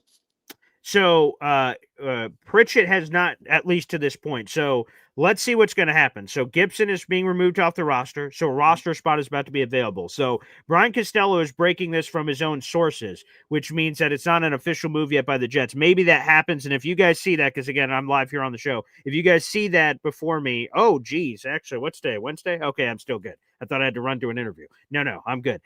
If you guys do see that news, though, let me know, super chat it, and I shouldn't miss it. But the Jets will announce something, and it'll be a corresponding roster move. A thing to your point that could make sense happens. They do a straight up switch. Gibson cut, Jamal Pritchett signed to the active roster. They could elevate Jamal Pritchett later this week. So there's a lot of manipulations the Jets could do at this point. But with Gibson being straight up cut, they will have a floating roster spot to use. Now, the thing to look forward this week is that JJ seems to give Josh Allen fits. Oh, yes. Yeah, because he's strong enough to actually pull him down. That's a big boy, Josh Allen. It's hard to get him down. He's fast. He's you know, I mean, he gets, if you pressure him, you can get to him and you can get into his head. Kind of like Brady, you know, you get him early and start hitting him, then he's like, you rattle him a bit. But if you don't, he'll just sit there and pick you apart. And but JJ seems to have his number, and I'm excited to see maybe JJ will have a big game this year. I mean, this big game coming up. Well, I'll tell you this real quick on Jermaine. I don't have the exact number in front of me, but I was taking notes because I was listening to a podcast while walking. I'm trying to do more walking, trying to get healthier. And while I was listening to a Jets podcast, every time like something notable happened, I'm like, I stopped my walk, went, all right, let me write this quick note down. Okay, keep walking. And they said that I'll have to pull it up for the show tomorrow. But Jermaine Johnson basically played an unbelievable amount of snaps in week 1. He was supposed to be, we thought as fans, like, oh, he's going to be on some sort of a pitch count. He played like a cajillion snaps. Like, I think I heard 80% of the snaps or something, which is wild. Yeah, so I'm going to have to double check that number and make sure I have it for you guys on whatever the next show I'll be available on, and I'll get that to you. But I heard it on Jets Final Drive, and I was like, hot damn. I thought there was going to be a bit of a grace period here. Apparently not, which is good news for that Bills game, basically. Well, now that you mention it, I don't remember hearing Michael Clemens' name even. I don't either, actually, now that you say it. I can't even think of yeah, that's a good point. Wow. All right, Paul. Congratulations on the 8,000. You're doing there. You're getting there, bud. There we go. Wow. Unbelievable. So thank you, everybody, here for that. That is incredible. Incredible. Wow. Hey, a super chat coming in from our boy, Chef Kevin Gilbert, baby. The gold-plated super chat. Let's go. Wow. Fastest food reviews, aka Chef Kevin Gilbert. Make sure you guys show your support. We are a couple of weeks. I can never remember the exact days and all this jazz. But yes, that is right around the corner. It's week 5. We're already heading to week 2. Do the math. Beep, boop, bop. We're going to be right on top of week 5 in no time. We got the meet and greet, which is Saturday, October 4th at Chef Kevin Gilbert's restaurant, 7:30 at night. And then the next day, of course, the full-blown tailgate with Chef Kevin Gilbert. He says, good morning, BG and the Coffee Club members. Congrats, BG, for hitting 8K. Keep it going, man. And by the way, speaking about keep it going, fastest food review, Chef Kevin Gilbert. My fiance asked something the other day. I'm like, let me check. He's like up to 176,000 subscribers on this channel, for Pete's sake. He's freaking killing it. Chef Kev and Chef Kev Jr. Like, I can't wait to meet Chef Kev's family. That's going to be awesome at the tailgate. But yeah, man, congrats to you guys. That's amazing. But thank you so much for the kind words. I really appreciate that, man. I really appreciate that. Unbelievable. 8 bleeping K, baby. Let's friggin' go. That's a wonderful place to be. So thanks, Chef Kev. I will add this to your previous totals, my friend, for sure. And we'll take care of you on the raffle ticket. So thanks, pal. Appreciate it. All right, let's do this. Let's keep the conversation going on, here. Again, the breaking news is that Xavier Gibson is set to be released today. Again, if you guys see that officially from the Jets, let me know, because there will be a corresponding roster move that will be associated with that coming up. Shout out to, again, Brian Costello of the New York Post for breaking out that news. Up next, Hop on Pop here on the show from Abu Dhabi. Hey now. What's going on, Pop? I was going to ask you what's going on, but I know 8,000 on the way to 1 million. Here we go. Yeah. Wow. That would be crazy. Yeah. Tatiana recently asked, how do you get one of those YouTube plaque things? And I said, well, I think the first one's 100,000. So we're a bit away, but we will put that in a prominent place, probably right next to Bob Letterer's book, boom, boom. Well, I don't know how big that thing is, but yeah, that'd be pretty cool, man. Yep. Well, I'm very proud of you. You've come a long way. So, I just want to jump on and say that, and to show Jared B. The special chocolate that he is so jealous of. Wait, let me give you a full screen here. What's going on here? Wow, that looks fancy. It's a fancy smancy chocolate writing tablet. It's got the seal, but I digress. I think the seal is edible too, Jared. I'll let you know. So. Wow. Okay. Pop, by the way, real quick, give us the quick landscape there. You're in Abu Dhabi. What kind of travel is that to Abu Dhabi? How long is that airplane flight? Yeah, I left Portland, Maine at 1:30 p.m. on Monday. I arrived at the hotel in Abu Dhabi at 1:30 a.m. on Wednesday. Wow, that's a trip. Wow. So, but there you go. I don't know if this is going to work very well, but I'll show you my current view. Oh yeah, sure, yeah. Oh wow. Okay, yeah, that's a terrific view. Okay. Okay, so give us real quick, give us the details. You're going to be in Abu Dhabi. How long? What's going on? Yeah, Abu Dhabi from today till Sunday at noon. You have to process the paperwork no matter how many times you come to get access to the site. and then I'll be on the site from Sunday to Thursday, and I start the return journey 1 a.m. on Friday. 1 a.m. on Friday. So what time is it there right now? It is almost 5 p.m. Oh wow, that is trippy. That is trippy indeed. All right. Okay. Well, all right. That's Papa. Also, yeah, you got to react to the news, obviously.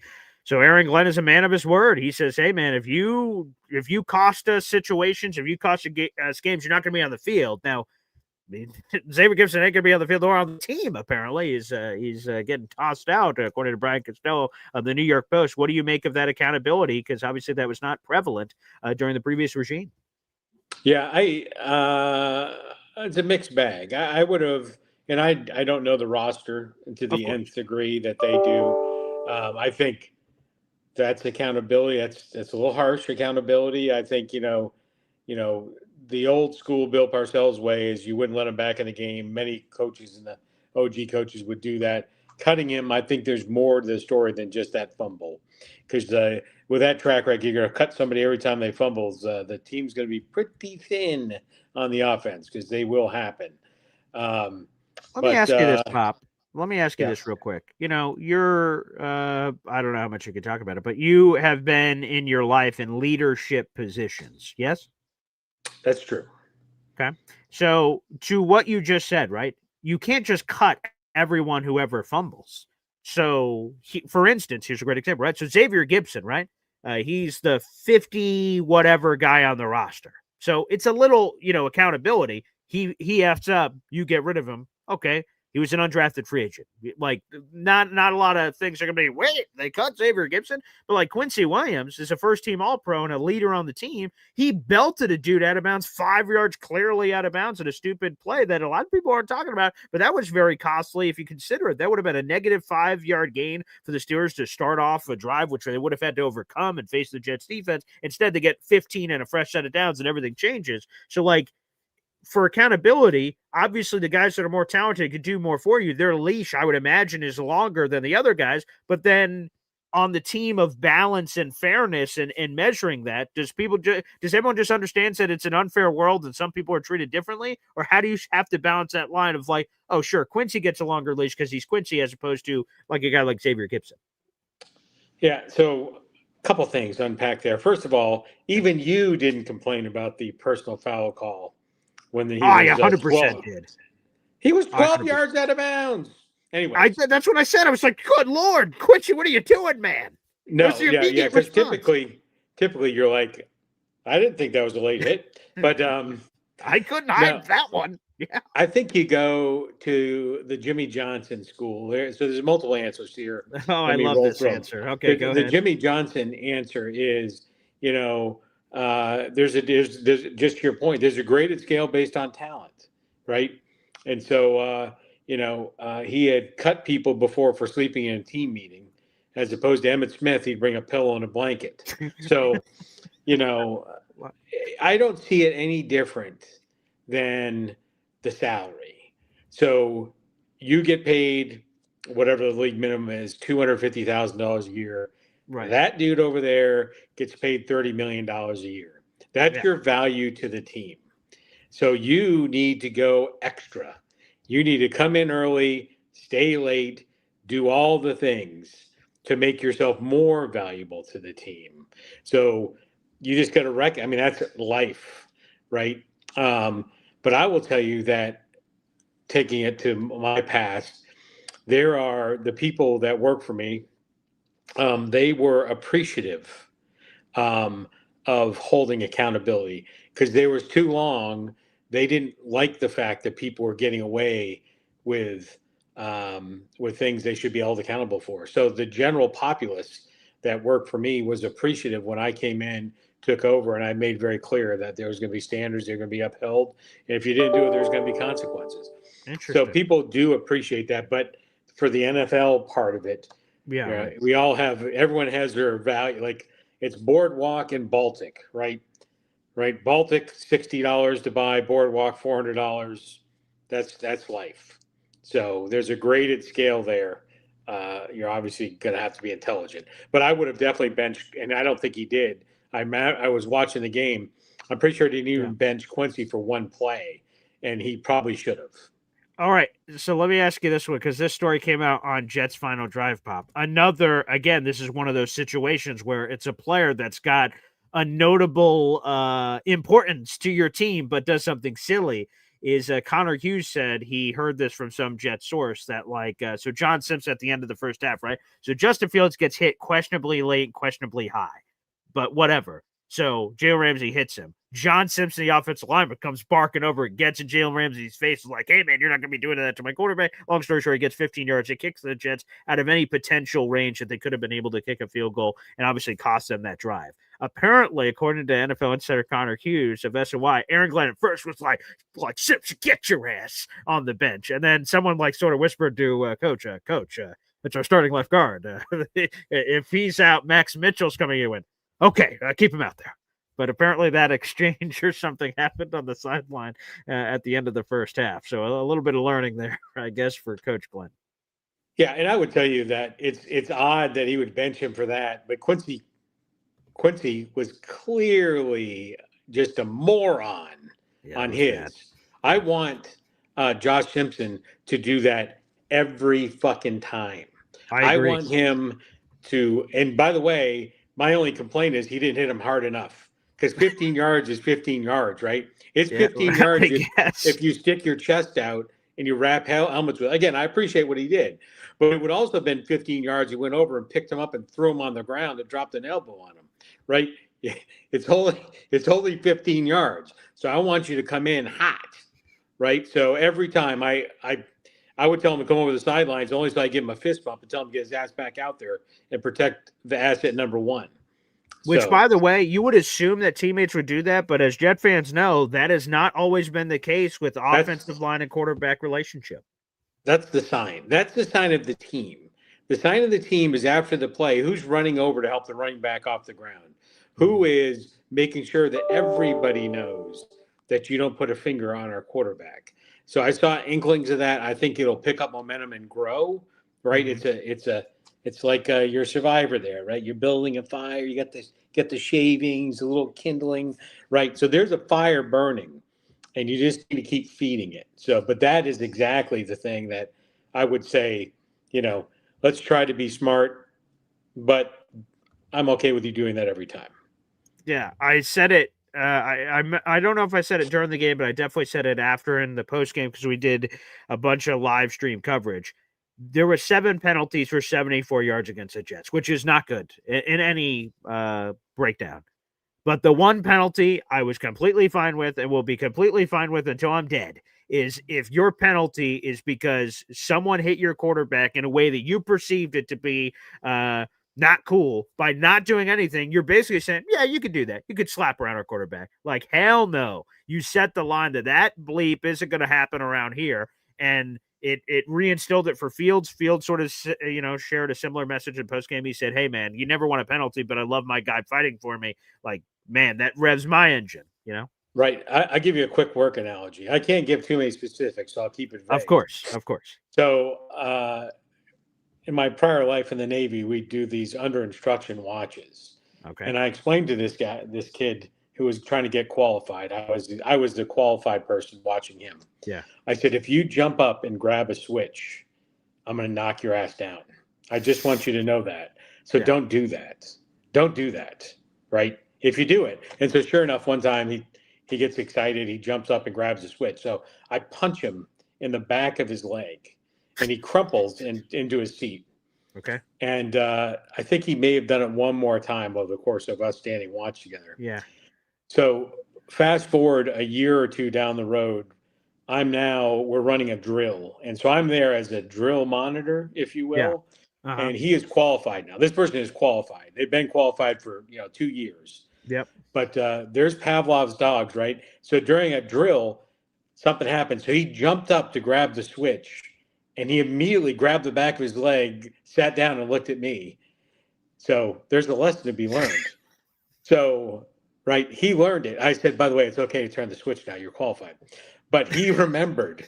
And so when somebody hits Justin Fields, I want them to remember when they go to hit him after, it's like, oh, no, that's going to hurt me later. That's what you need to instill. So, wow. That's a good story. Wow. That's one I won't forget. Pop, I appreciate you swinging by, which is really cool again on this momentous day. Xavier Gipson getting cut and reaching 8,000 subscribers, and apparently maybe Allen Lazard's future in question too. So a lot to unpack here on this program, but it's a historic show, one for the ages. On the way to 10, baby. Let's go. There we go. Pop, and you'll be joining us again based on your schedule you just laid out there. Some Abu Dhabi action on Saturday morning. That's a true statement. True statement. Who knows? Maybe tomorrow, maybe Friday, might pop in. Oh, okay. Those are always available. Pop, thank you. There you go. Joining us here on the program. Terrific. All right, folks. Unbelievable show so far. And there's a few things I want to get to. So let's make sure we do. Let's see. Yes, we got a super chat shout out here from our boy Rick. He's been a member for 2 months. Yeah, now. Wow. Salute to you, Rick. Appreciate you with your member shout out here on the program. It's an amazing feeling. So much hope after a loss, which again is bizarre feeling, Rick. I'm going to be honest. We've had a lot of losing, of course, as Jet fans recently, but be so optimistic and so many things to point to of accountability. The offensive line was a number 1 rated offensive line by PFF. Armand Member was a number 1 rated offensive lineman. Justin Fields had the highest EPA of any quarterback in the NFL. He looked awesome. Garrett Wilson looked good. Breece Hall looked good. Will McDonald looked good. Sauce Gardner looked good. So much looked good. I hate the loss. I hate losing. I almost hate losing more than I love winning. That's just that passion. But I'll tell you, I am as confident can be with this regime, this team, and it's a very encouraging sign. Now, of course, we need to stack wins. It's a results-oriented business. Black and white got to stack wins. But it's a very good place to be in. It is. So, Rick, thank you for the message. Appreciate you. Very much is. It's a great place to be. Yeah, people keep saying Gibson fumbled twice. I guess I forgot the other one. And also, because in our new world of doing some play-by-play of some of these games and watch parties, which I plan on doing for this Buffalo Bills game. So, guys, we'll see if we could do this puppy again and see what happens. I didn't remember the second one or the first one, whichever where it was. So I'll have to replay the game and get that other one in there.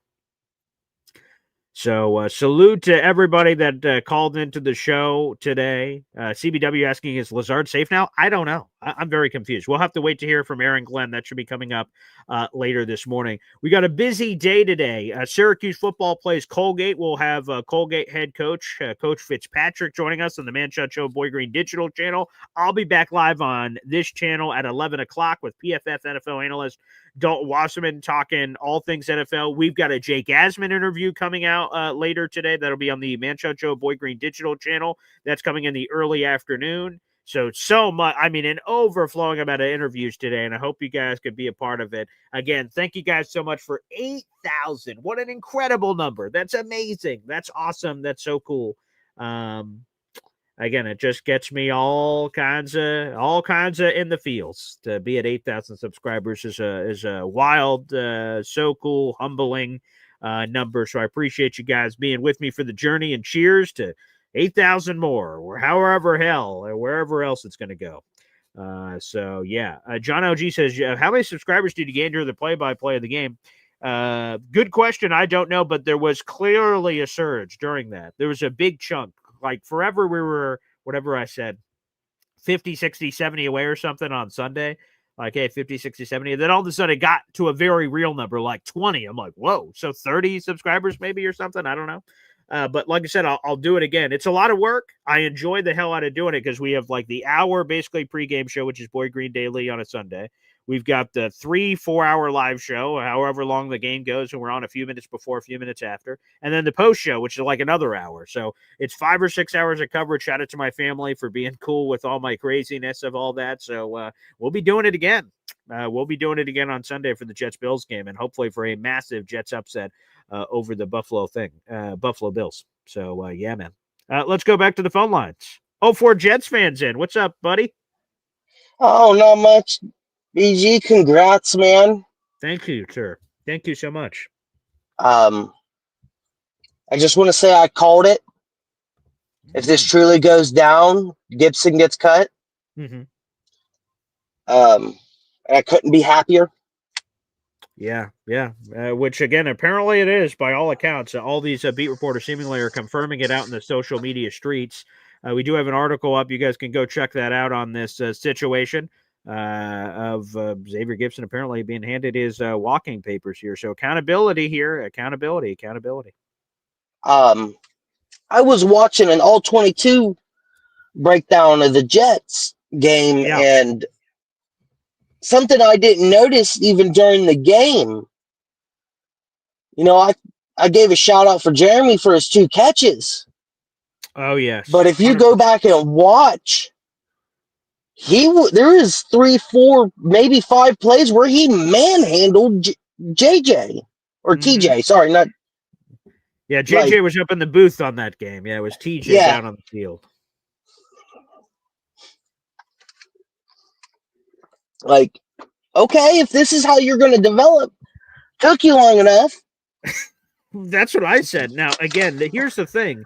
Is it because he's in a contract year? Is it because he's reunited with Justin Fields? Is it because Aaron Glenn just lit a fire under his tuchus? All of that is very unclear. I don't know. But, hey, I don't give a flying hoot what it was. I'm glad it's working. So it's great to see Jeremy Rucker as a competent player here.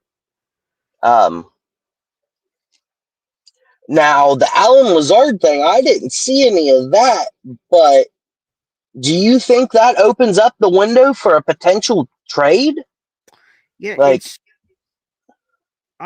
it's a good question. I don't know, because obviously, as we started this Lazard video, this video today that featured the Allen Lazard stuff, we didn't know that Xavier Gipson was going to be cut. And to be honest, the later we were getting the week, I'm like, well, if they didn't cut him yet, Xavier Gipson, I'm saying that then like, when are they going to cut him? Because normally that sort of move would have happened even a day ago or something.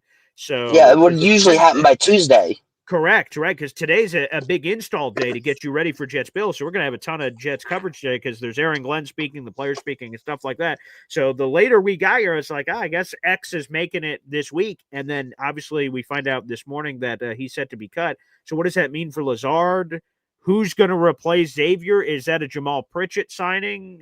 Who is it? So, yeah, there's a lot more questions and answers here. But to your point, maybe there is a trade. Maybe that's the way it fills in. I don't know who that name is unless all of a sudden Jacoby Myers shakes free of the Raiders in terms of trade. Maybe that's a name. Or there's a surprise name we're not aware of, and those are always fun surprises.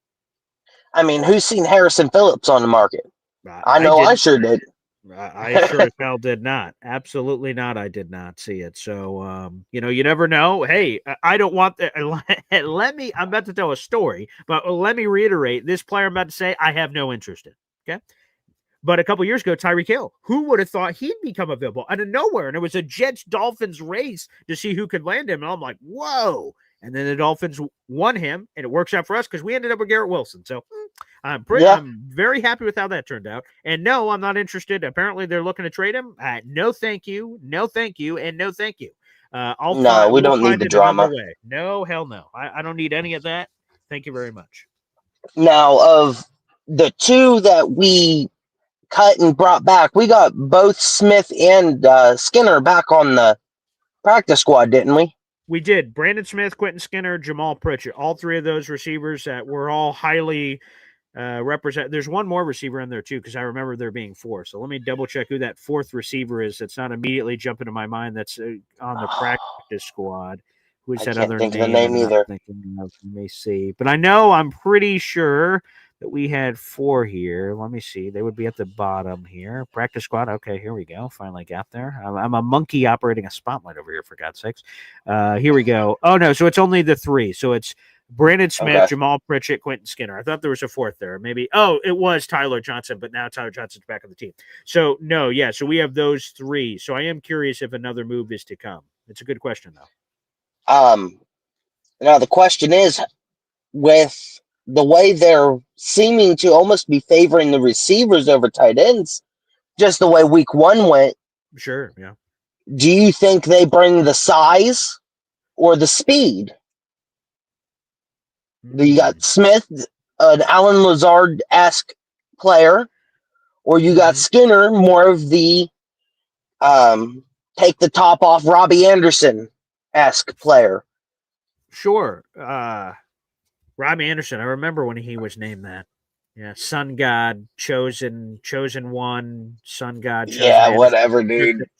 Chosen this or that. And maybe it's utilization. You know, we saw Mason Taylor get 1 catch for 20 yards. I don't think Arian Smith had a catch. Maybe, like, obviously there's a legitimate, literal roster spot to replace, but I'm curious, utilization-wise, like Bill's game, is that where we get more Mason Taylor? Is that where we get more Arian Smith sort of in the game plan? That'll sort of be fascinating for me, too. And another thing that I don't hear anybody talking about, you can't discount the fact that Aaron Rodgers is probably one of the smartest quarterbacks to ever play in the NFL. Of course. You can't deny that fact. Nope, not at all. Josh Allen is not that. Okay.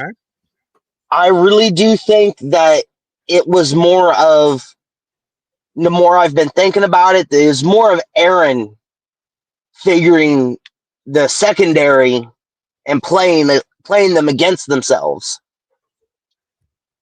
I don't think Josh can do that. I really don't. I know he just won it. What was it last year? He won the MVP, I think. Yes, yep, he's the reigning MVP. That's correct. Yep. Yeah.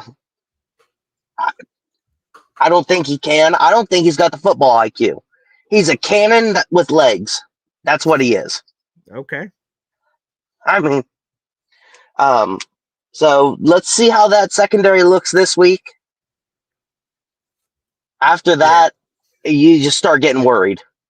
For sure. Yeah. Again, while Xavier Gibson apparently got handed his pink slip here, by all accounts, from what AG's words were, Brandon Stevens they're going to ride it out here, Brandon Stevens. And that makes sense. They paid him a lot of money. To do that after one game would be sort of crazy. Yeah. So we just got to hope he plays a lot better. And boy, the competition only gets better. We play Lamar Jackson this year. We play Joe Burrow this year. Both of those guys are quite familiar with Brandon Stevens, of course, in the AFC North. So there's a lot of really good quarterbacks we play and are set to play, including Josh Allen this week, that are going to take advantage of Brandon Stevens if he allows himself to be taken advantage of. So it's going to be very important for that young man to step up to the plate. And I ran into him at the Jets-Giants joint practice as I was walking out. He was walking in. And I just said, hey, man, good luck to you. I hope you kick some ass. So we all hope he does. Yeah, I mean, now his contract, it was 3 years, 12 per, right? Correct. Yep. 3 years, $36 million total, just under $23 million fully guaranteed. I believe that's $22.98 million. I wrote a piece about it yesterday, so that's the only reason I know that number off the top of my head. Okay. Now, does his guarantee run out after next year, or is there some on the back end on 3? First 2 years are where the guarantees live, and then year 3, there's outs in the contract. Okay. I know Joe Douglas was really good about that, creating those empty years at the end of the contract. I didn't know if Muji did that as well, with especially this signing. God, I hope not. And because, while in some ways the void years is what you're referencing can be good because it can help you win now more, help you now by winning more because of the cap manipulations. It F's you later because when the ghost of Brandon Stevens is hanging around and he's costing you $5 or $6 million in 2028, I'd have to double check if he has any void years. I didn't think so, but if he does, I don't think he did. I don't think so either. You have that sort of hanging around, so that's the stuff you want to avoid because then obviously some of that stuff can start to add up. Yeah. I mean, heck, we're going to be paying for Aaron Rodgers for what, the next 3 years, I think? Or is it after next year? Actually, oh, no, wait, they did split it. I forgot. So, yeah, it's this year and next year is where they're going to be eating it. And actually, there are a couple of void years on Brandon Stevens' contract. So, he has void years through, it looks like 2029. So Stevens has he counts $4 million and $2 million. Thankfully, it's not large numbers, but nonetheless, there are numbers. In 2028, when he's not scheduled to be on the team unless they bring him back, he is $4 million against the cap, and then the year after that, he's $2 million against the cap. So it does spread out. Now, if he doesn't look good this week, do you think we start seeing more of AZ going into the following week, or do you think it's going to be mid-season for AZ? Probably mid-season, because here's the other thing on Azaria Thomas is he missed a lot of training camp injured. So while I'm very high on Azaria Thomas, I can't believe we got him in the third round. I still think it's the steal of steals. He missed a lot of time, so he's got time to make up. And I think he is the eventual starting corner for the Jets in the future, whenever that future is, opposite of Sauce Gardner and Michael Carter II. But I think Brandon Stevens is going to get a chance to figure it out. Now, again, if he's terrible consistently moving forward, then he will be benched. But no, I do believe that he will have a longer leash. So it won't be like after next week, we're doing a constant legacy check on Brandon Stevens to see when is he getting benched. But, hey, man, AG's got a team to run here, so he can't just play favorites with certain players. Yeah. Now, another guy that didn't look good at all was Cisco. Yeah, my boy Cisco. Yeah, he looked rough. Not as bad as Tony Adams, but he looked rough. Yeah, both of them were bad. Yeah, for sure. I agree. Who do you think Malachi Moore would slot in for either of those two? Do you think it's Adams that he would take over for? Now, technically speaking, if you go by an ESPN depth chart, which is not a real depth chart to go by, Moore is a direct backup to Cisco, not Adams. But I think there's some interchangeability there that you can balance them out. So I don't think we have to be very black and white. Free safety, strong safety. A lot of those labels have sort of died over the years based on what they're asked to do anymore. But still, I would say that Malachi. So, okay, Brandon Stevens ain't getting benched anytime soon because of his contract. Tony Adams? He could get benched as early as this week. He's on a 1-year restricted free agent tender. The owner last year urged for him to be benched, which the coaching staff acquiesced. And while the coaching staff is different, the ownership ain't different. So Tony Adams, Patuki getting benched, I could totally see this week for Malachi Moore. Now, I don't know if it happens this early, but it's inevitable to me that Malachi Moore is eventually going to take Tony Adams' job. The real question is, when does it happen? Week 2, week 3, week 4, week 6? I don't know. I'll tell you, that was my favorite pick of the draft, was the Malachi Moore pick. Great trade up for the Jets. Captain, Alabama. There's a lot to love about that young man. So, good pick by the Jets. We'll see what it turns out to be. But like I said in the post game. I just want to say I appreciate you. Thanks for the shout out for the 8K, brother. And it's great to have you as a consistent caller here on this show, man. Yes, sir. Appreciate you. Thank you. Let's get one more call in. We got to end with Easy, baby. Easy in the truck. Hey. What's up, Easy? Hey, good morning, guys. Good morning. Yeah, good morning, pal. First things first, I haven't figured out how to get my ticket, so we'll talk about that offline. But okay. But I know you sent it. You're not that kind of guy. So everything's we'll figure it out. Assuming, and this is a big assumption after only one game, but assuming Justin Fields is our guy, assuming he plays the whole season great, and I'm sure he's going to have a couple of hiccups, 1 or 2 games, but assuming overall he's our guy. Yeah. Going into the draft next year, now that we don't necessarily need a franchise quarterback, right?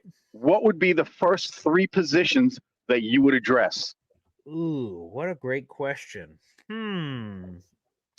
Well, my first, I could tell you my first 3. Sure. Yeah. Okay. Safety, wide receiver, and D-line. Interesting. One other position I would have, and again, this is in no particular order, just because I say this position first doesn't mean it would be the first round, but center, what's happening there? Josh Myers is on a 1-year deal, and AVT, obviously, so does Tippmann stay forever at guard? Does he go back to center? So one of either center or guard for sure would be that's a good point. Maybe it'd probably be better to get maybe one of the better centers, because this way we have versatility between Tippmann and the center. And I'd like to see if we could keep Josh Myers, because he looked really good. Yeah, no, that'd be fun. And again, obviously, line looked good. So why not bring him back for sure? I mean, Fascino made one big mistake. He let the guy sneak on the inside on him, and he had a clean shot at Justin Fields. But other than that, the O-line really played surprisingly well. That left side was mauling guys down on the run. Yeah, so offensive line be up there. Wide receiver would be up there for sure to see if we could get someone next to Garrett Wilson. Another one people don't talk about is linebacker because Quincy Williams in the last year of his deal. So who's up next to Jamin Sherwood? I guess it depends how the staff feels about Francisco Mauingoa, but linebacker would be a biggie for sure. I'd love to keep Quincy though. I would too. Quincy. Again, same thing that we said about Myers. I would love to. It takes two to tango for sure, but I would love to. I want to keep the Williams brothers together. Williams brothers together, and I'm sure they would want to stay together. I'd imagine. That's the thing. I think it's actually better for both of them. I mean, they're all professionals. They know what they'd have to do if they got traded or whatever. But the continuity is there. The defense, but yeah. So what do you think about the safety position? For sure. I mean, obviously, it depends, I guess, maybe at some point to the last caller. Maybe Malachi Moore ends up taking one of those positions, and you feel good at least about one of the safety spots potentially, but that's very premature. He's a rookie, and he hasn't really played much, so it's hard to say. But no, safety would be – I'm curious, where does Aaron Glenn stand on safety value? Brian Branch was a first-round draft choice. The other safety, his name's escaping me. He led the league in picks last year. Kirby Joseph, thank you, my brain working. He was a third-round pick. So, they've invested high draft choices. They've invested picks like the third round. So, yeah, he'd probably be one of the third. So, yeah, probably offensive line, wide receiver, and safety. But, again, linebackers certainly in the mix. And all the positions you said, too, whether it's edge rusher or defensive tackle, any of those could make sense, too. Yeah, the thing that I would do if I was going to go after a safety is I would look at all the college. I wouldn't necessarily go by what everybody says. Oh, you got to get this guy. You got to get this. I would kind of look at where they played college and the types of offenses that they played against. Like if you're playing it in the pack, on West Coast, where maybe the West Coast college teams have more aggressive passing offenses, and maybe those safeties might be better than the safeties on, say, Alabama. Not that Alabama's bad. But you know what I'm saying? Alabama might play primarily against teams that run more. That I would always focus that in the mix. And I know people are going to be saying he's talking crazy again, but I'm not. I mean, there are certain, like Penn State for years and years was a linebacker machine. They just churned out linebacker after linebacker after linebacker. You couldn't get better than a Penn State linebacker, and you couldn't get better than, like, say, some Florida State players at certain positions. That's the kind of thing I'm saying. Where would you find that group of players? That's a good point. It's going to probably be a combination of everything, I would imagine. Well, that's where the scouting team earns their money. They got to earn their shekels on that. Yep, and I'm sure. And I'm sure they're every day they're out watching all these college games right now as we speak, getting the ins and outs and checking the list and making sure that if we need, who we need, and why we need, and then going out and trying to get them at the best.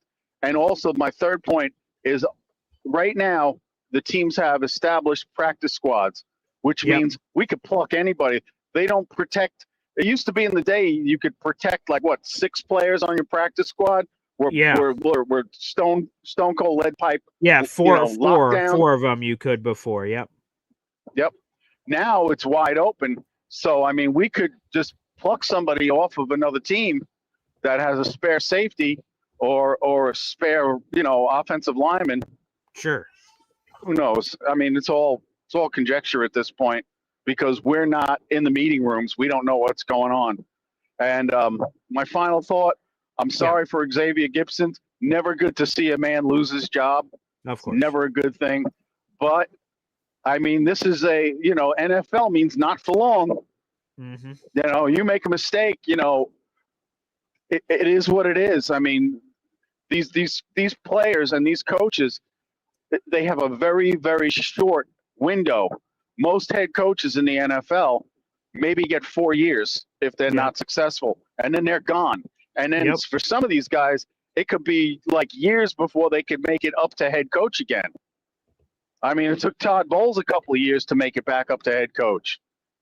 Yeah. Saleh, I think, will be a head coach again, but I think he learned a valuable lesson not to yuck it up with the players anymore. It just doesn't work.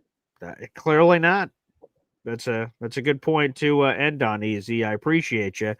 And again, what a historic show. Thank you, everybody. We surged over 8,000 subscribers. We got a ton of content coming here on the channel. Again, we'll have a live show coming up in an hour and a half, our 11 o'clock special, MC Show Digital, that'll stream live on this channel as well with PFF NFL analyst Dalton Wasserman. We'll look ahead to NFL Week 2. We'll also have on the Man Shot Show Boy Green Digital today. These two interviews I mentioned will be exclusives on that channel. But if you go to our YouTube description down below, you can subscribe to the Man Shot Show Boy Green Digital channel. We're trying to get to 300 subscribers. If you're one of those first 300 subscribers, you have a chance to win an autographed David Tyree Super Bowl photo of him catching it over Rodney Harrison, which for Jet fans was a great moment for me. I'll take the Giants winning a Super Bowl over the Patriots any day. So if you're one of the first 300 subscribers over on that channel, again, the Man Shot Show of Boy Green Digital, that's my radio show digitally that I do here on YouTube with my partner, Jim the Man-Child Larch. You guys can subscribe to that right now in the YouTube description down below. There's a direct link. You guys can click into that.